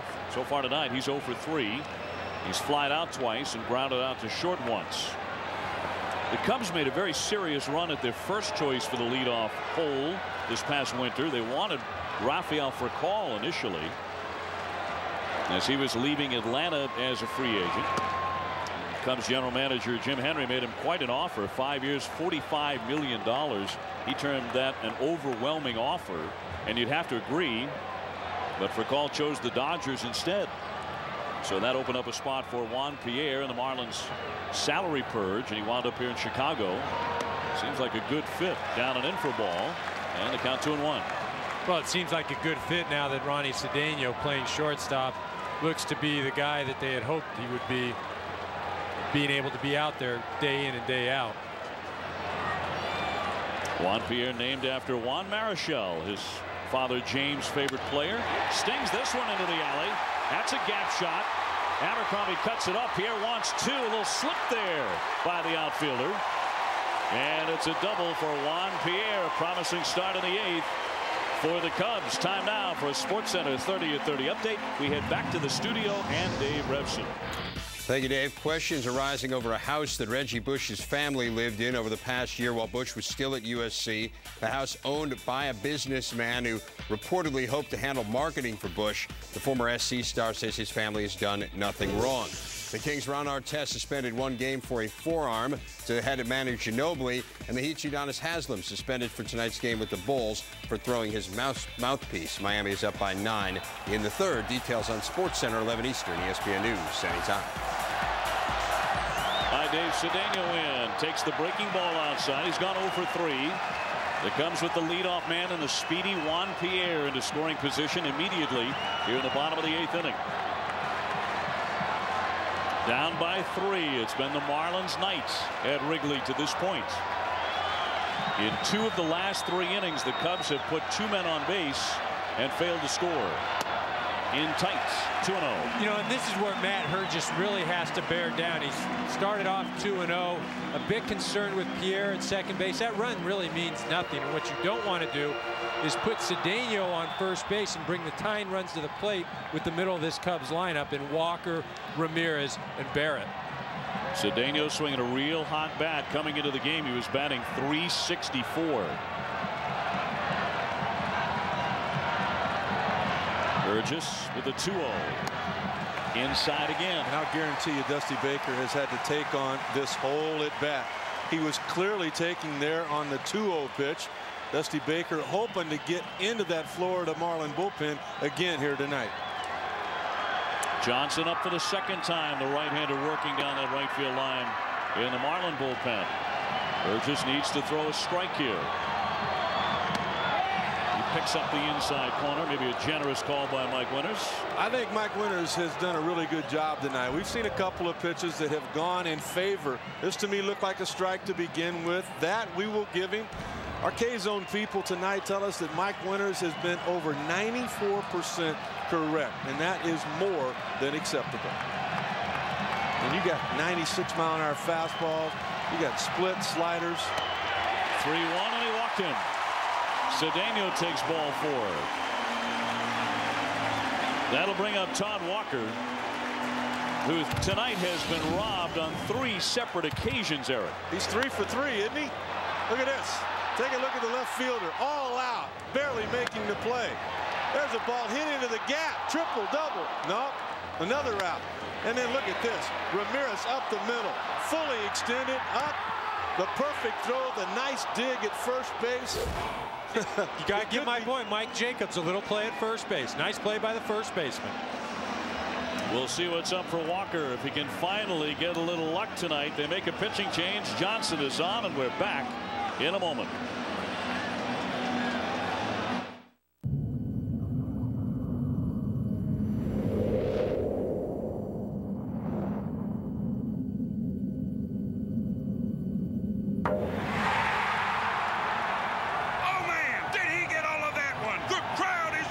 Get Major League Baseball for every team all season long, no matter where you are, on XM Satellite Radio. With radio starting at $49.99. Only on XM Satellite Radio. Listen large.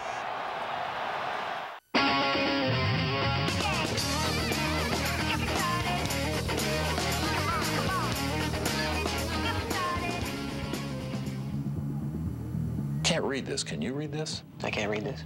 What's wrong with this? It's in black and white. Black and white's what's wrong with this? Should be in color. That is better. How'd you do that? Xerox Color. It makes business sense. Extra Cool Watermelon presents remarkably long-lasting moments. And his own. This fool really giving it to him. This rider just keeps going and going. This is unbelievable. In all my years, I've never seen anyone ride that long. Whoo-wee. For flavor that never quits, try new Extra Cool Watermelon. Remarkably long-lasting. So much anger. You want to talk about it? Pierre and Cedeno have reached to start the bottom half of the 8th inning as the Cubs bid for their first run of the contest, down 3-0. His great big right-hander Josh Johnson coming out of the Florida Marlins bullpen. 6'7", 240. They fed him quite well growing up in Minneapolis.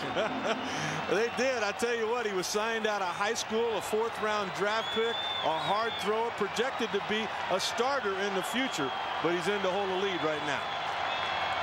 Walker hitting over 400 coming into the game and should have 3 more hits tonight.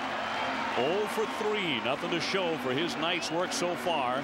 He's hit the Marlins quite well throughout his career, this evening being a big-time exception. Well, and he is just a good hitter, able to put the bat on the ball, and has been up in many big situations throughout his career. Pierre and Cedeno, good speed on the bases, and that's a ball. And Trainer will hand deliver this one. By the way, Andy Pettitte has a no-hitter through 6 innings tonight. Details on that coming up on Baseball Tonight right after our contest in Chicago. OB, you were talking about that last week on our Monday night game, about how long it has been. I think you got to go back to the big unit. That's right, couple of years since Randy Johnson tossed that perfect game. Walker trying to break through. The Cubs tonight have been held to 2 hits.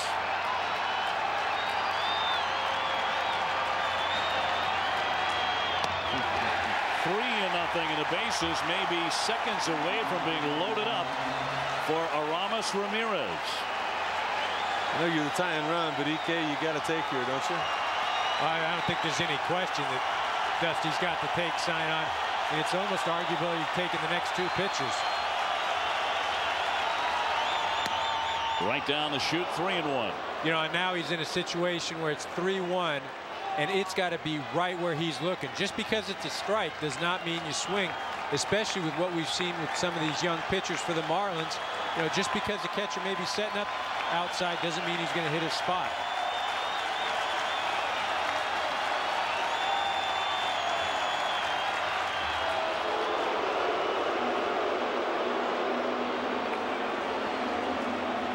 With men in scoring position, Walker's been golden. 6 for 12, a .500 average, and 9 runs batted in. He has Pierre ready to score on a hit at second now, with Cedeno at first. He walked him, and the bases are loaded for the Cubs. Back-to-back free passes by Girardi's bullpen, and Aramis Ramirez, a home run threat of the first order, will dig in here against Johnson. Pretty much amazing. The Cubs have walked 6 times, and as of yet, none have touched home plate. With one swing of the bat, 2 could touch home plate, and the Cubs could take the lead. Well,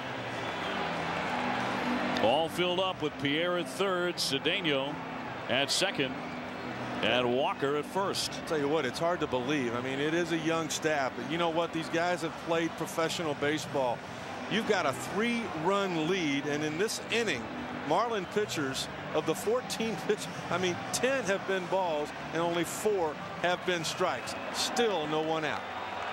Right now, Jason Vargas still in line for the win. The Marlins still haven't given up a run tonight. The young starter was sitting pretty before this inning started, but now they're all filled up. And the Cubs at home in the friendly confines of Wrigley Field, maybe one swing away from taking the lead. 5 career grand slams for Aramis Ramirez, a 2005 National League All-Star.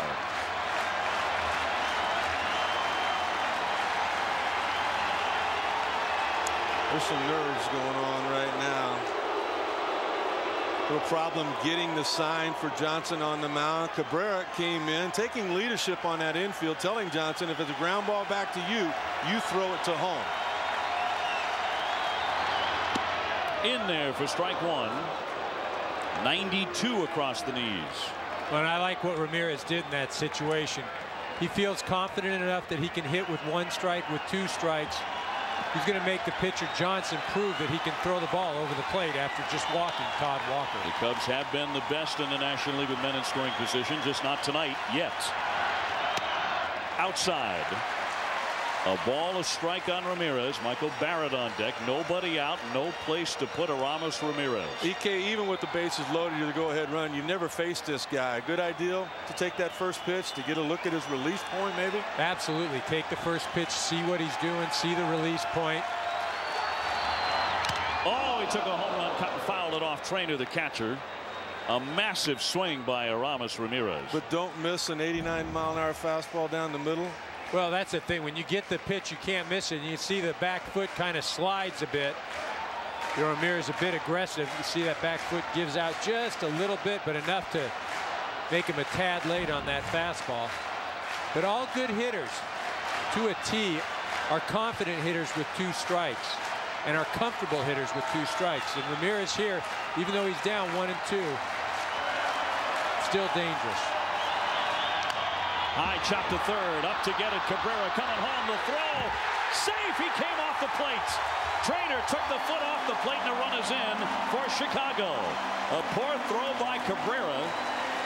In his defense, he had to go up high to get the chopper, come down and gun pretty much in one motion, but did not get Pierre, and he scores to make it 3-1. Well, really a tough play if you're trying to go home in this situation, because you're squared up to home plate. Now you've got to turn your body and try and make a throw while you're landing to get the speedy Juan Pierre. In that situation, Cabrera should have already played it out in his mind. If he gets a ground ball where he has to move one way or another, or a high chopper, just go to first, get the out. Now you've compounded the issue. Bases loaded. 1 run in, nobody out. It's a fielder's choice RBI, no error on the play. Here's Barrett, 0 for 2 with a walk, bases reloaded. And well, this terrific night's work by the Florida Marlins, their starter Jason Vargas, and that slew of great defensive plays. Will it all come undone here in the 8th inning in a Cubs come from behind win?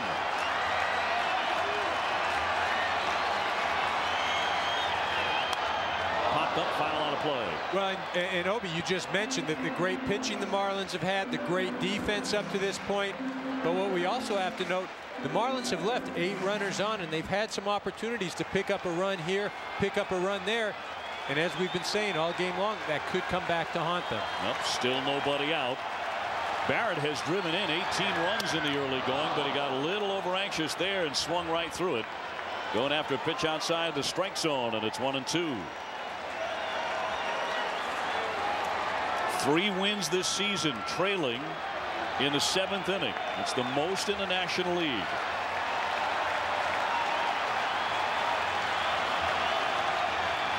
The 1-2. Come on and missed. He struck him out. Barrett fans. Last time he was up with the bases loaded on ESPN was 2 Sunday nights ago. He had a grand slam against St. Louis. Yeah, but he got a better pitch to hit than this one here. It looked to me like it was a fastball off the outside corner, a lot like the breaking ball on the previous pitch. I mean, good velocity, a power type arm from Johnson, but in that situation, Michael Barrett got himself out. That'll send up the youngster, the left fielder Matt Merton, who has walked twice tonight and also reached on a fielder's choice. Bases loaded, a huge K for Johnson, because now he can get out of the inning with only 1 run if he gets a double play ball here.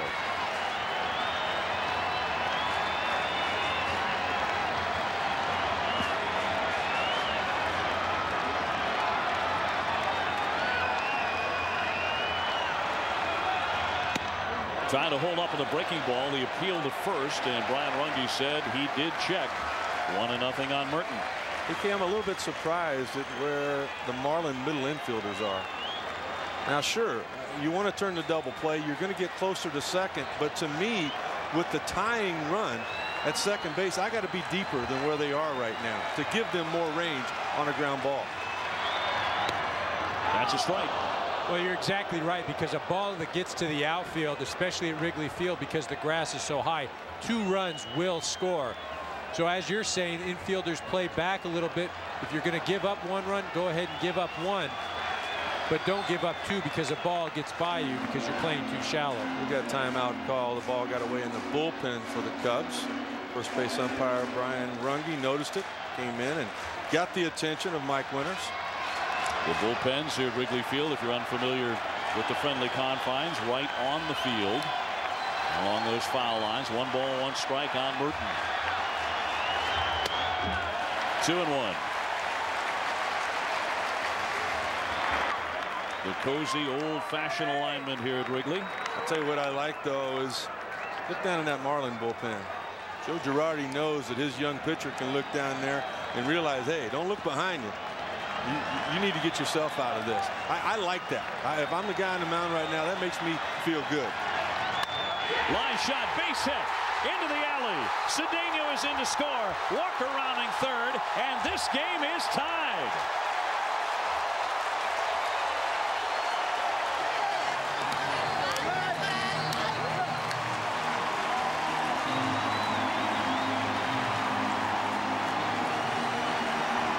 Well, Matt Merton doing a great job of hitting, not trying to do too much and not trying to do something that the pitcher isn't giving him. Johnson working on the outside part of the plate.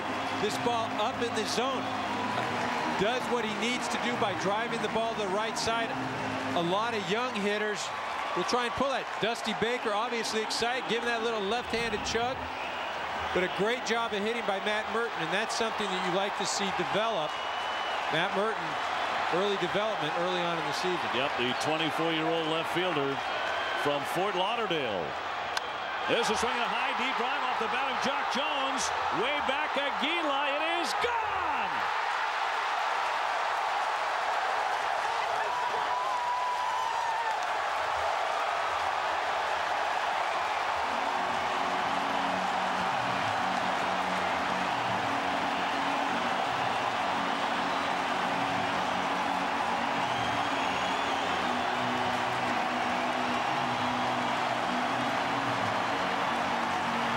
Welcome to Wrigley, Doc Jones. Two guys brought to the Cubs to provide some offense over the winter have really struggled at Wrigley. One of them, Juan Pierre, started this inning with a double. Right there, Doc Jones just gave him the lead. A 6-run 8th inning explosion by Jock Jones and the Chicago Cubs. And Girardi's thinking, what happened to my victory? Efi Perez backed off the plate. It started with a Juan Pierre double. The man the Cubs acquired from the Florida Marlins over the winter. Little blooper over third in foul territory. Cabrera. That's just the second out of the inning. And Jock Jones with a 3-run blast. Well, Jock Jones not wasting any time. Gets that high fastball out over the plate. Good extension. It shows that he has the power to drive it the other way. On his previous 2 at-bats, one in the 5th inning, he goes up there, swings at the first pitch. The next time up, takes a first pitch.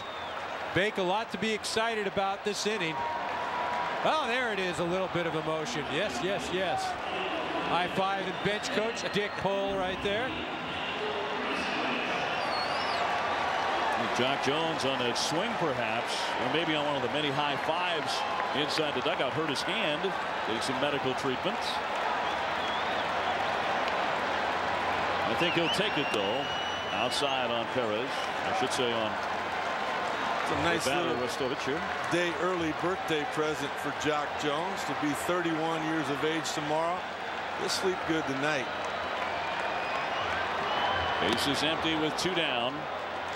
But the Marlins have had this inning blow up on them. Remember the 2 walks too to Cedeno and Walker to help load up the bases the first time. Well, for me, the key at bat of this inning was Ronnie Cedeno. And the reason I say that, Juan Pierre starts with the leadoff double. It's a 3-0 game, and what the Marlins needed to do in that situation, just go after the hitter, get the hitter out, get it out. Don't worry about the runner at second base. Don't worry if he's going to steal. Before you know it, you walk him. Walk him on first 4 and pitches. second. Yeah, just not what you want to do. Ryan Dempster in the bullpen, the closer for the Cubs, getting ready to work in the 9th. And due up on the pitcher spot. And then Ramirez and Ugla hitless so far tonight. Dempster on quite a run as the closer. He may have to face Miguel Cabrera. If anybody gets on, he would. He's already cracked a 2-run homer, but Cabrera and all the other men in teal and black have to be in a state of shock. They came into the inning up 3-0. It looked like they were in total control. They made all the plays, had all the best pitching tonight, aside from Zambrano strikeouts, but it all blows up. Jock Jones with a 3-run homer, one of the newest Chicago Cubs, says hello to the north side. Hi. This Nextel calling plan is great. Yeah. So all incoming calls are free, plus I get unlimited Nextel walkie-talkie? That's right. Kind of makes you want to jump up and down and scream for joy. We have an area for that right over here.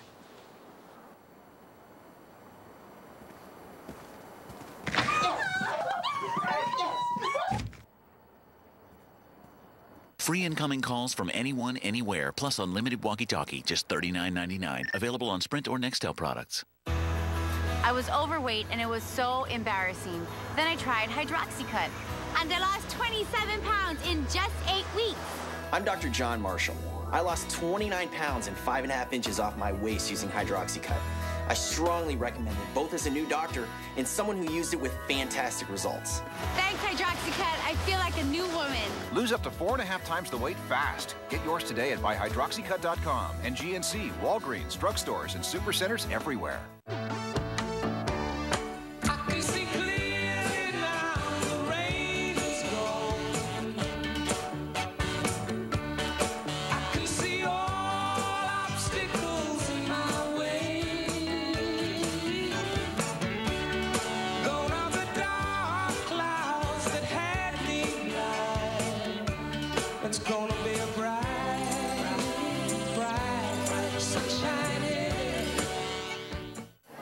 I wasn't sure about this whole 5-minute date thing, but I feel like we have a connection.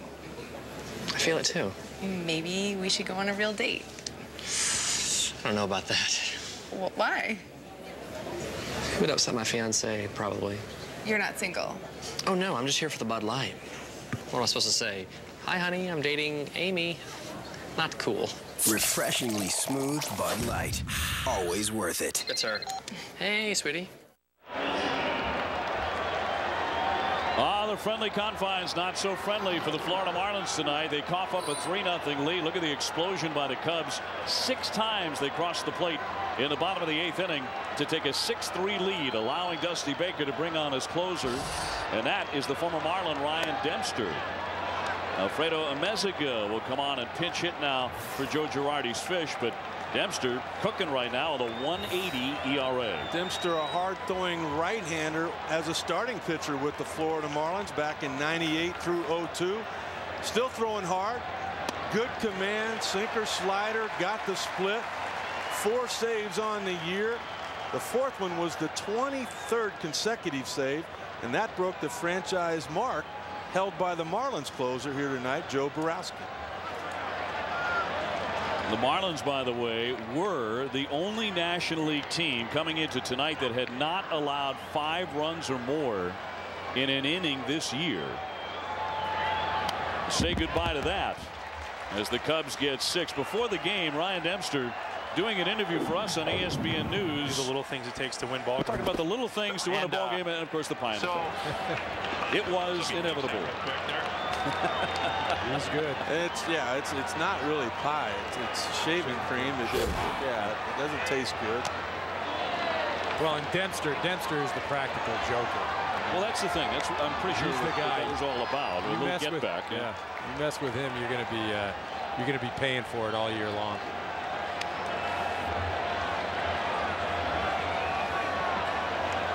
Another victim soon to be at the hands of Ryan Dempster, who's a rather gifted magician, actually.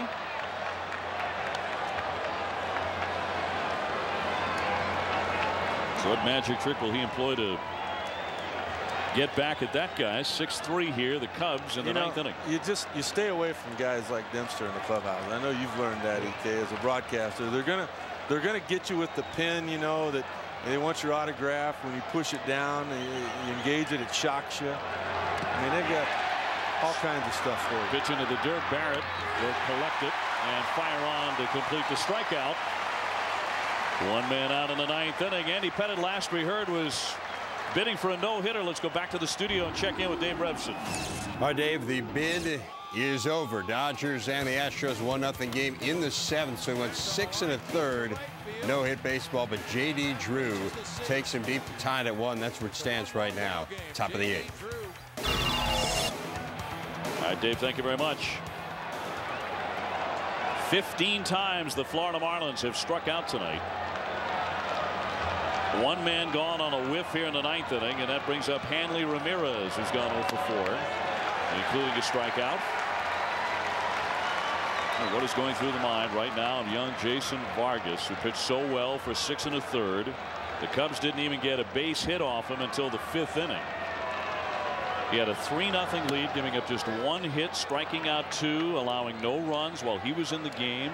That's why Joe Girardi's coaching staff is more important than probably with most teams, because it can't all come from Girardi. Rick Kranitz, the pitching coach, Mike Harkey, the bullpen coach. Bounding ball, drawn in Ramirez, guns a strike, 2 down. The biggest thing they can tell them is, kids, you don't always control the outcome, you control the effort, and it was an outstanding effort on the part of the Marlins tonight. Okay, a quick look ahead now to the week coming up. The White Sox against the Angels Friday through Sunday in ALCS matchup. The National League East showdown, the Mets and the Braves over the weekend. And a week from tonight, we have it for you on Monday Night Baseball on ESPN from Fenway. Johnny Damon returns with the Yankees as the enemy. That is going to be a ball. Or brawl, however you want to look at it. It's going to be fun. Yeah, usually with those two. Here's Ugla, 0 for 3 tonight with 3 strikeouts. Dempster trying to finish it off here for the Cubs. It'll be a terrific win for Chicago, make no mistake. it's also the kind of game young teams like the Marlins lose all the time. And they're going to lose a lot more of these, and Girardi knows it. A game that seemingly was salted away with a veteran club, with a veteran bullpen. It probably would have been. Well, and that's something you focus on the positives, you address the negatives, and that's how you just move on and just progress throughout the season. And one of the negatives was losing Derek Lee. So what has to happen? People have to step up. Pierre did with the double to lead off the 8th, and then the 3-run homer from Jock Jones. Fly ball, short right field. Coming on Jones, out goes Perez, and it's picked off. The catch made by Neifi Perez, and that's it. It's in the win column for the Cubs. Dempster collects the save, and Chicago comes from behind, scoring 8 times in the bottom of the 8th inning to win by a final of 6-3, and Girardi is still stunned. Well, nothing wrong with a little flair on the part of Neifi Perez. A nice play down the line and a nice win from the Cubs. Hey, I tell you what, the good news, they're 4 games over 500 right now, and they still have not got a win this year from Kerry Wood, Mark Pryor, or Carlos Zambrano. To me, that's the good news, because they will get victories from those big 3. And what you have to remember, any team managed by Dusty Baker, no matter the circumstances, will never ever quit, and that's one of the best qualities of playing for a Dusty Baker team.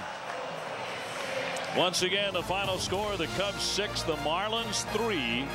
Coming up next on ESPN, it's Baseball Tonight, and on ESPN News, more from tonight's game here at Wrigley Field in Chicago. Dusty Baker and the Cubs celebrating a come-from-behind win tonight, getting 6 in the 8th inning to grab this one. This has been a presentation of ESPN, the worldwide leader in sports.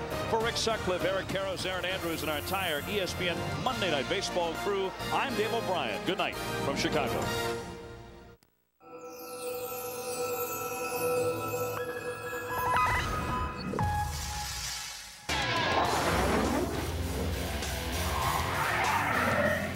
Now on Baseball Tonight, Andy Pettit on the hill for the Astros. We'll look into added run support Houston starters have enjoyed this season. What, if anything, do Roger Staubach and Larry Bird have in common with some of today's best baseball players? Lefty on lefty. John Kruk demonstrates the art of hitting a left-handed pitcher. We'll touch them all with the biggest homers and flash the leather with the Web Gems on Baseball Tonight now.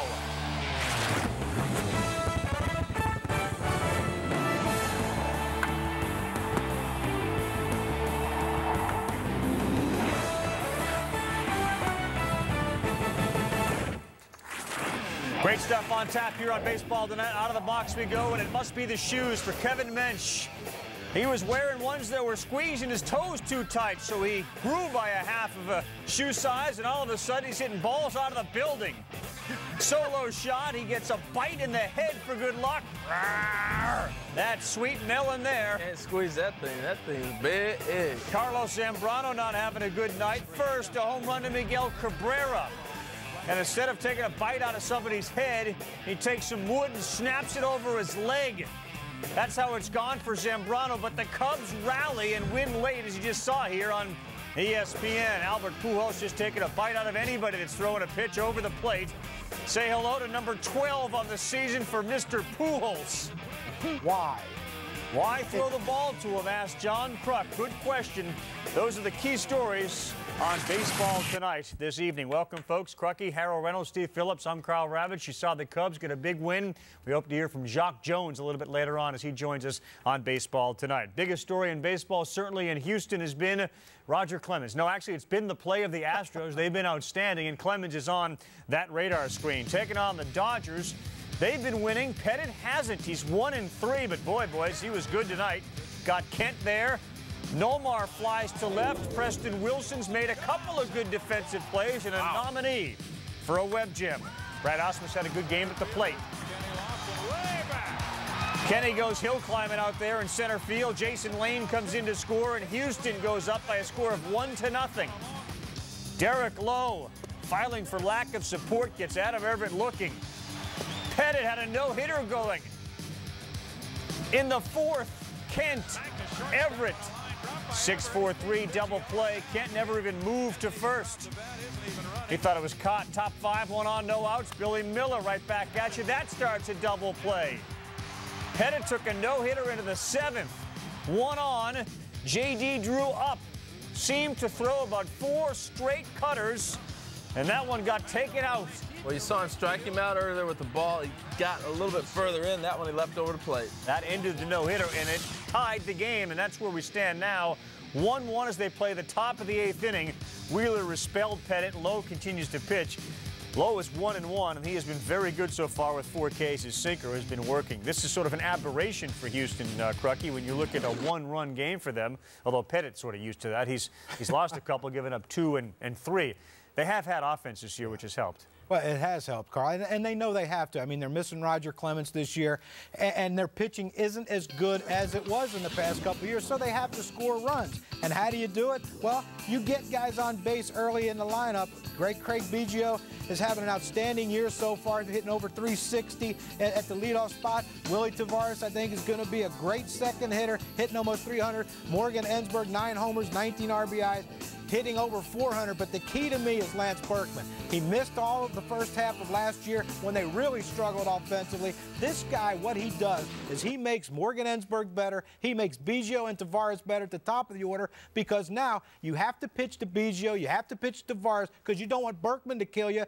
And then he's going to be on base a lot. The other guys are on base. Morgan Ensberg is going to get pitches to hit. And if he keeps delivering, this team is going to continue to score runs, and they're not going to need that great pitching like they had last year if they want to win this division. If's a big word, and you know, as a general manager, if this guy hits, they can put checks next to most of the boxes. They needed ifs to deliver. Oh, there's no question about it. I mean, that's the key to the offense right now. Everybody's contributing. I mean, everybody's delivering. You see Osmus today. Adam Everett's delivering much better. I mean, and that's the key. When you want to have a consistent offense, you have to have depth and length to the lineup, and that's what they have with the Astros. Yeah, the other thing, too, they have the ability to be versatile, too. They can hit and run. They can move guys. And they're a lot more flexible with Biggio in the lineup every day. Then you got Tavares, who can bunt, move you over, hit and run. And then you got Preston Wilson, who can run in there, too. So it gives them a little more flexibility. But it all centers around Berkman. He's the best player in that team. You're right. Absolutely right. Run support has certainly been something that we saw Clemens lacking last year. Pettit lacking a little bit of it this year. But when you talk about run support, HR, you need to get it. How do you get it? Is it generated just by the guys showing up and scoring, or is there other things that go into it?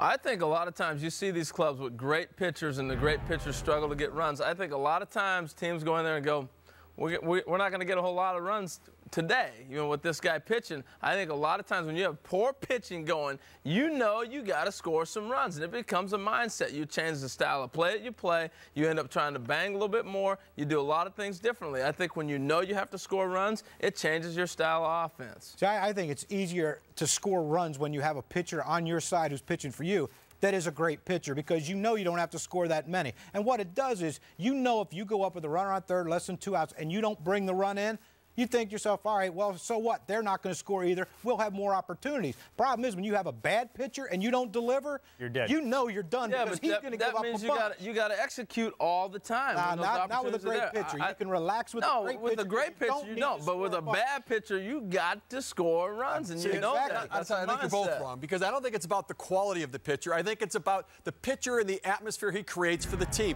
There's a rhythm and a flow that happens to a team when things are going well. When you're scoring runs, when you're playing well, pitchers who work too quickly sometimes get their hitters out of a flow. They work too slowly to get out of the flow. And when you have a star on the mound, sometimes everybody stands around and watches. Roger Clemens shut out 9 times last year when he pitched for the Astros. Shut out 17 times. I just think it's about the environment that the pitcher creates. It doesn't matter.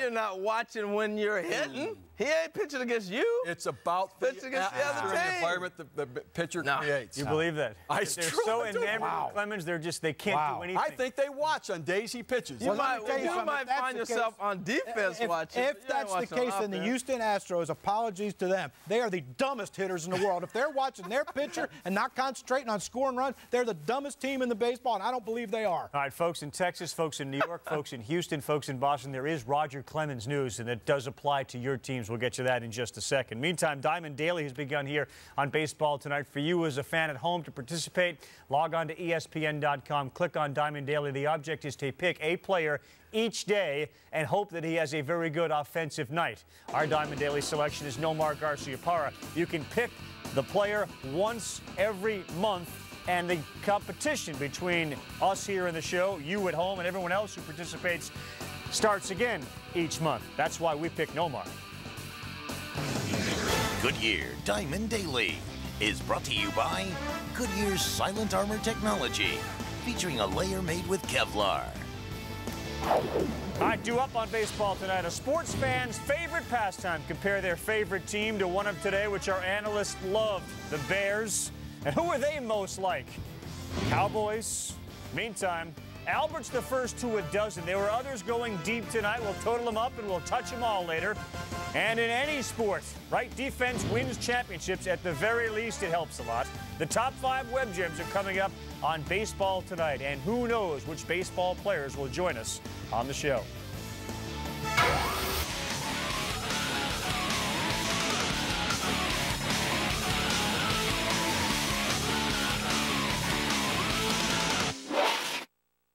The editors at Motor Trend handed the Nissan Xterra a 2-week beating. They barreled through mud, blasted through shifting sands, and scaled intimidating hills. Some guys have all the luck. Introducing Motor Trend's 2006 Sport Utility of the Year. Get 3% financing or $1,000 cash back on the Nissan Xterra now. I love this job. It's 30 shrimp at Red Lobster. That's 30 chances to indulge, 30 cravings to satisfy.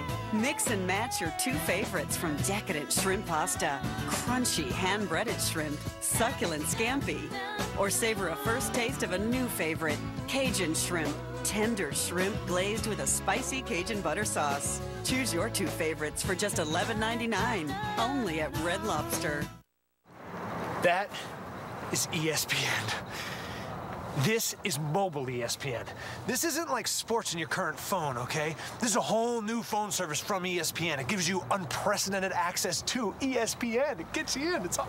Oh, hang on. Dan Patrick. Dan, hey, buddy. It's Matty. Get my audition tape. Look, I bought a jacket on the internet. Cool? No, we'll chat later. He's good people. He's just busy. But this gets you in every time. This has unique features like the sideline where you can personalize your favorite teams and players, real-time play-by-play on Gamecast, and the fastest alerts. When something important happens, the phone calls you. Okay? They don't call so much. They will call security, however, which is ridiculous because you are staying the 500 yards away from the building, which is an arbitrary number. Yeah. Switch today. Call 1-800-GET-ESPN. Faster than I look. I ran JV track at Baseball Tonight, brought to you by Holiday Inn Express. Stay smart. Stay at a Holiday Inn Express. And Nissan, who invites you to shift the way you move through the world. The Yankees-Red Sox rivalry resumes 1 week from tonight at Fenway Park, and we're asking ESPN viewers to tell us what they believe were the greatest moments in the history of this rivalry. As far as pitching goes, was it Dave Righetti's no-hitter on Independence Day in 1983? Struck out Wade Boggs to end the game. Or was it Pedro? Remember his performance in 1999, September 10th. He struck out the side in the 5th, 7th, and 9th innings for a total of 17 in the game and a one-hitter. September 2nd of 2001, Mike Mussina took a perfect game, 2 outs into the 9th inning when Carl Everett broke it up with a flare into left center field. The Yankees would win the game 1-0. The answer, folks, as you log on and tell us what you believe was the greatest pitching performance in this rivalry since 1979, and we will reveal it later on. You vote at ESPN.com, and the keyword is Sports Nation and the game. First one this year, next Monday night on ESPN. All right, Pirates and the Cardinals, and Albert Pujols, bottom 1, no score. Albert's never walked 100 times in a season. And if they keep pitching to him, he's not going to get to that number, but he might get to 100 home runs. I don't understand it. I know Scott Rowland's hot, but man. Cards are up 1-0. He's got a dozen. That's Chris Carpenter at his best. Bottom 2, 3-0 Cardinals. Men are on the corners. David Eckstein. Please. Oh, we're squeezing towards first, and it's perfect. And did he beat the throw? Oh, close. He got the run in. It's 4-0. Nate McLouth. Right, Juan Encarnacion, slap a Web Gem nominee on that. 2 outs on a good play by Encarnacion. Pirates down, now loaded. Carpenter. McLeod rolls one over. Pujols is at first. It's a fair ball, and Carpenter gets out of another jam. Man on second, bottom 5. McLeod, he's in the middle of everything. Yeah, can't get there, and Edman scores. You didn't know who he was? You do now. McLeod for sure. You also know who Pujols is. 2 for 4 with a home run, couple of RBIs. Crucky talked about it. Roland's hot. He's got 2 hits. The Cardinals have 11 in the game, and they lead it 7-2 over the Pittsburgh Pirates. The Reds, they're the highest scoring team in baseball, 121 runs. Figure to score more the way Levon is pitching. A first inning ERA of 15.75 this year. How do you figure that? Lopez inside the first base bag. Friel is going to score because Guillen couldn't pick it up. Levon allows 3 more in the first inning. Fair ball, boys? Fair ball. Fair ball. Any part of the base just has to go over. Guillen struck out there. Ramirez, Elizardo Ramirez, gave up just 1 run. Top 2, 3-1. Valentin against... Wow, Sori was there. He couldn't get it. Valentin to third on the error. And he would later score. Tough error. Levon walking off. They gave him an error. And come on. He had some words with Paul Emmel. Paul Emmel and the rest of the umpires. You ever got error for diving? Can't give an error on that. Come on. Come on, scorekeeper. Error there. 4-2 Reds over the Nationals. And Cincinnati, with 4 more runs and 9 more hits, continues to beat up on good pitching and not necessarily good pitching. This is a good offense here, isn't it? It's very good. You know, they lead the league in homers, but they also lead the league in walks, which tells you that they have guys on base when they are hitting these home runs. But it all starts at the top of the order. And what Jerry Naren's doing as manager is he's not waiting for the home run. He has Ryan Friel right here, who gets on base 46% of the time. I mean, that's outstanding for a leadoff hitter to be on base that many times. And then Felipe Lopez, 36% of the time. Now, these 2 guys get on base, they steal, double steal. Now they have second and third with only 1 out. And after Ken Griffey makes an out, then Rich Aurelia, the next pitch, hits a home run after the double steal. I mean, you're talking about guys now who they're not waiting for Adam Dunn. They're not waiting for Austin Kearns to homer. They're making things happen, putting pressure on the other team. Perfect example tonight. Ryan Friel leads off with a single. Right here, a ball down the line. Now, Guillen knows that Ryan Friel can run. He tries to barehand it to get it in early. He bobbles it. He scores. Felipe Lopez goes to third. And here's the biggest thing. Adam Dunn, 1-2 count. Most of the times you see Adam swinging from the heels, no matter what the count is. There, it looks like he took a little off. If I make contact, we got another run. They go up 2 in the first inning off Levon, and they never lost the lead after that. That, to me, is their manufacturing. They're not waiting for the 3-run homer, but they are getting them. Recipe for disaster when it came to the Reds and Levon. This is a head-scratcher. I mean, Levon, you could pencil him in and count on him, and he hasn't been counted on at all. Well, he's been the workhorse for the Nationals. Obviously, last year, the guy who really logged the innings. The problem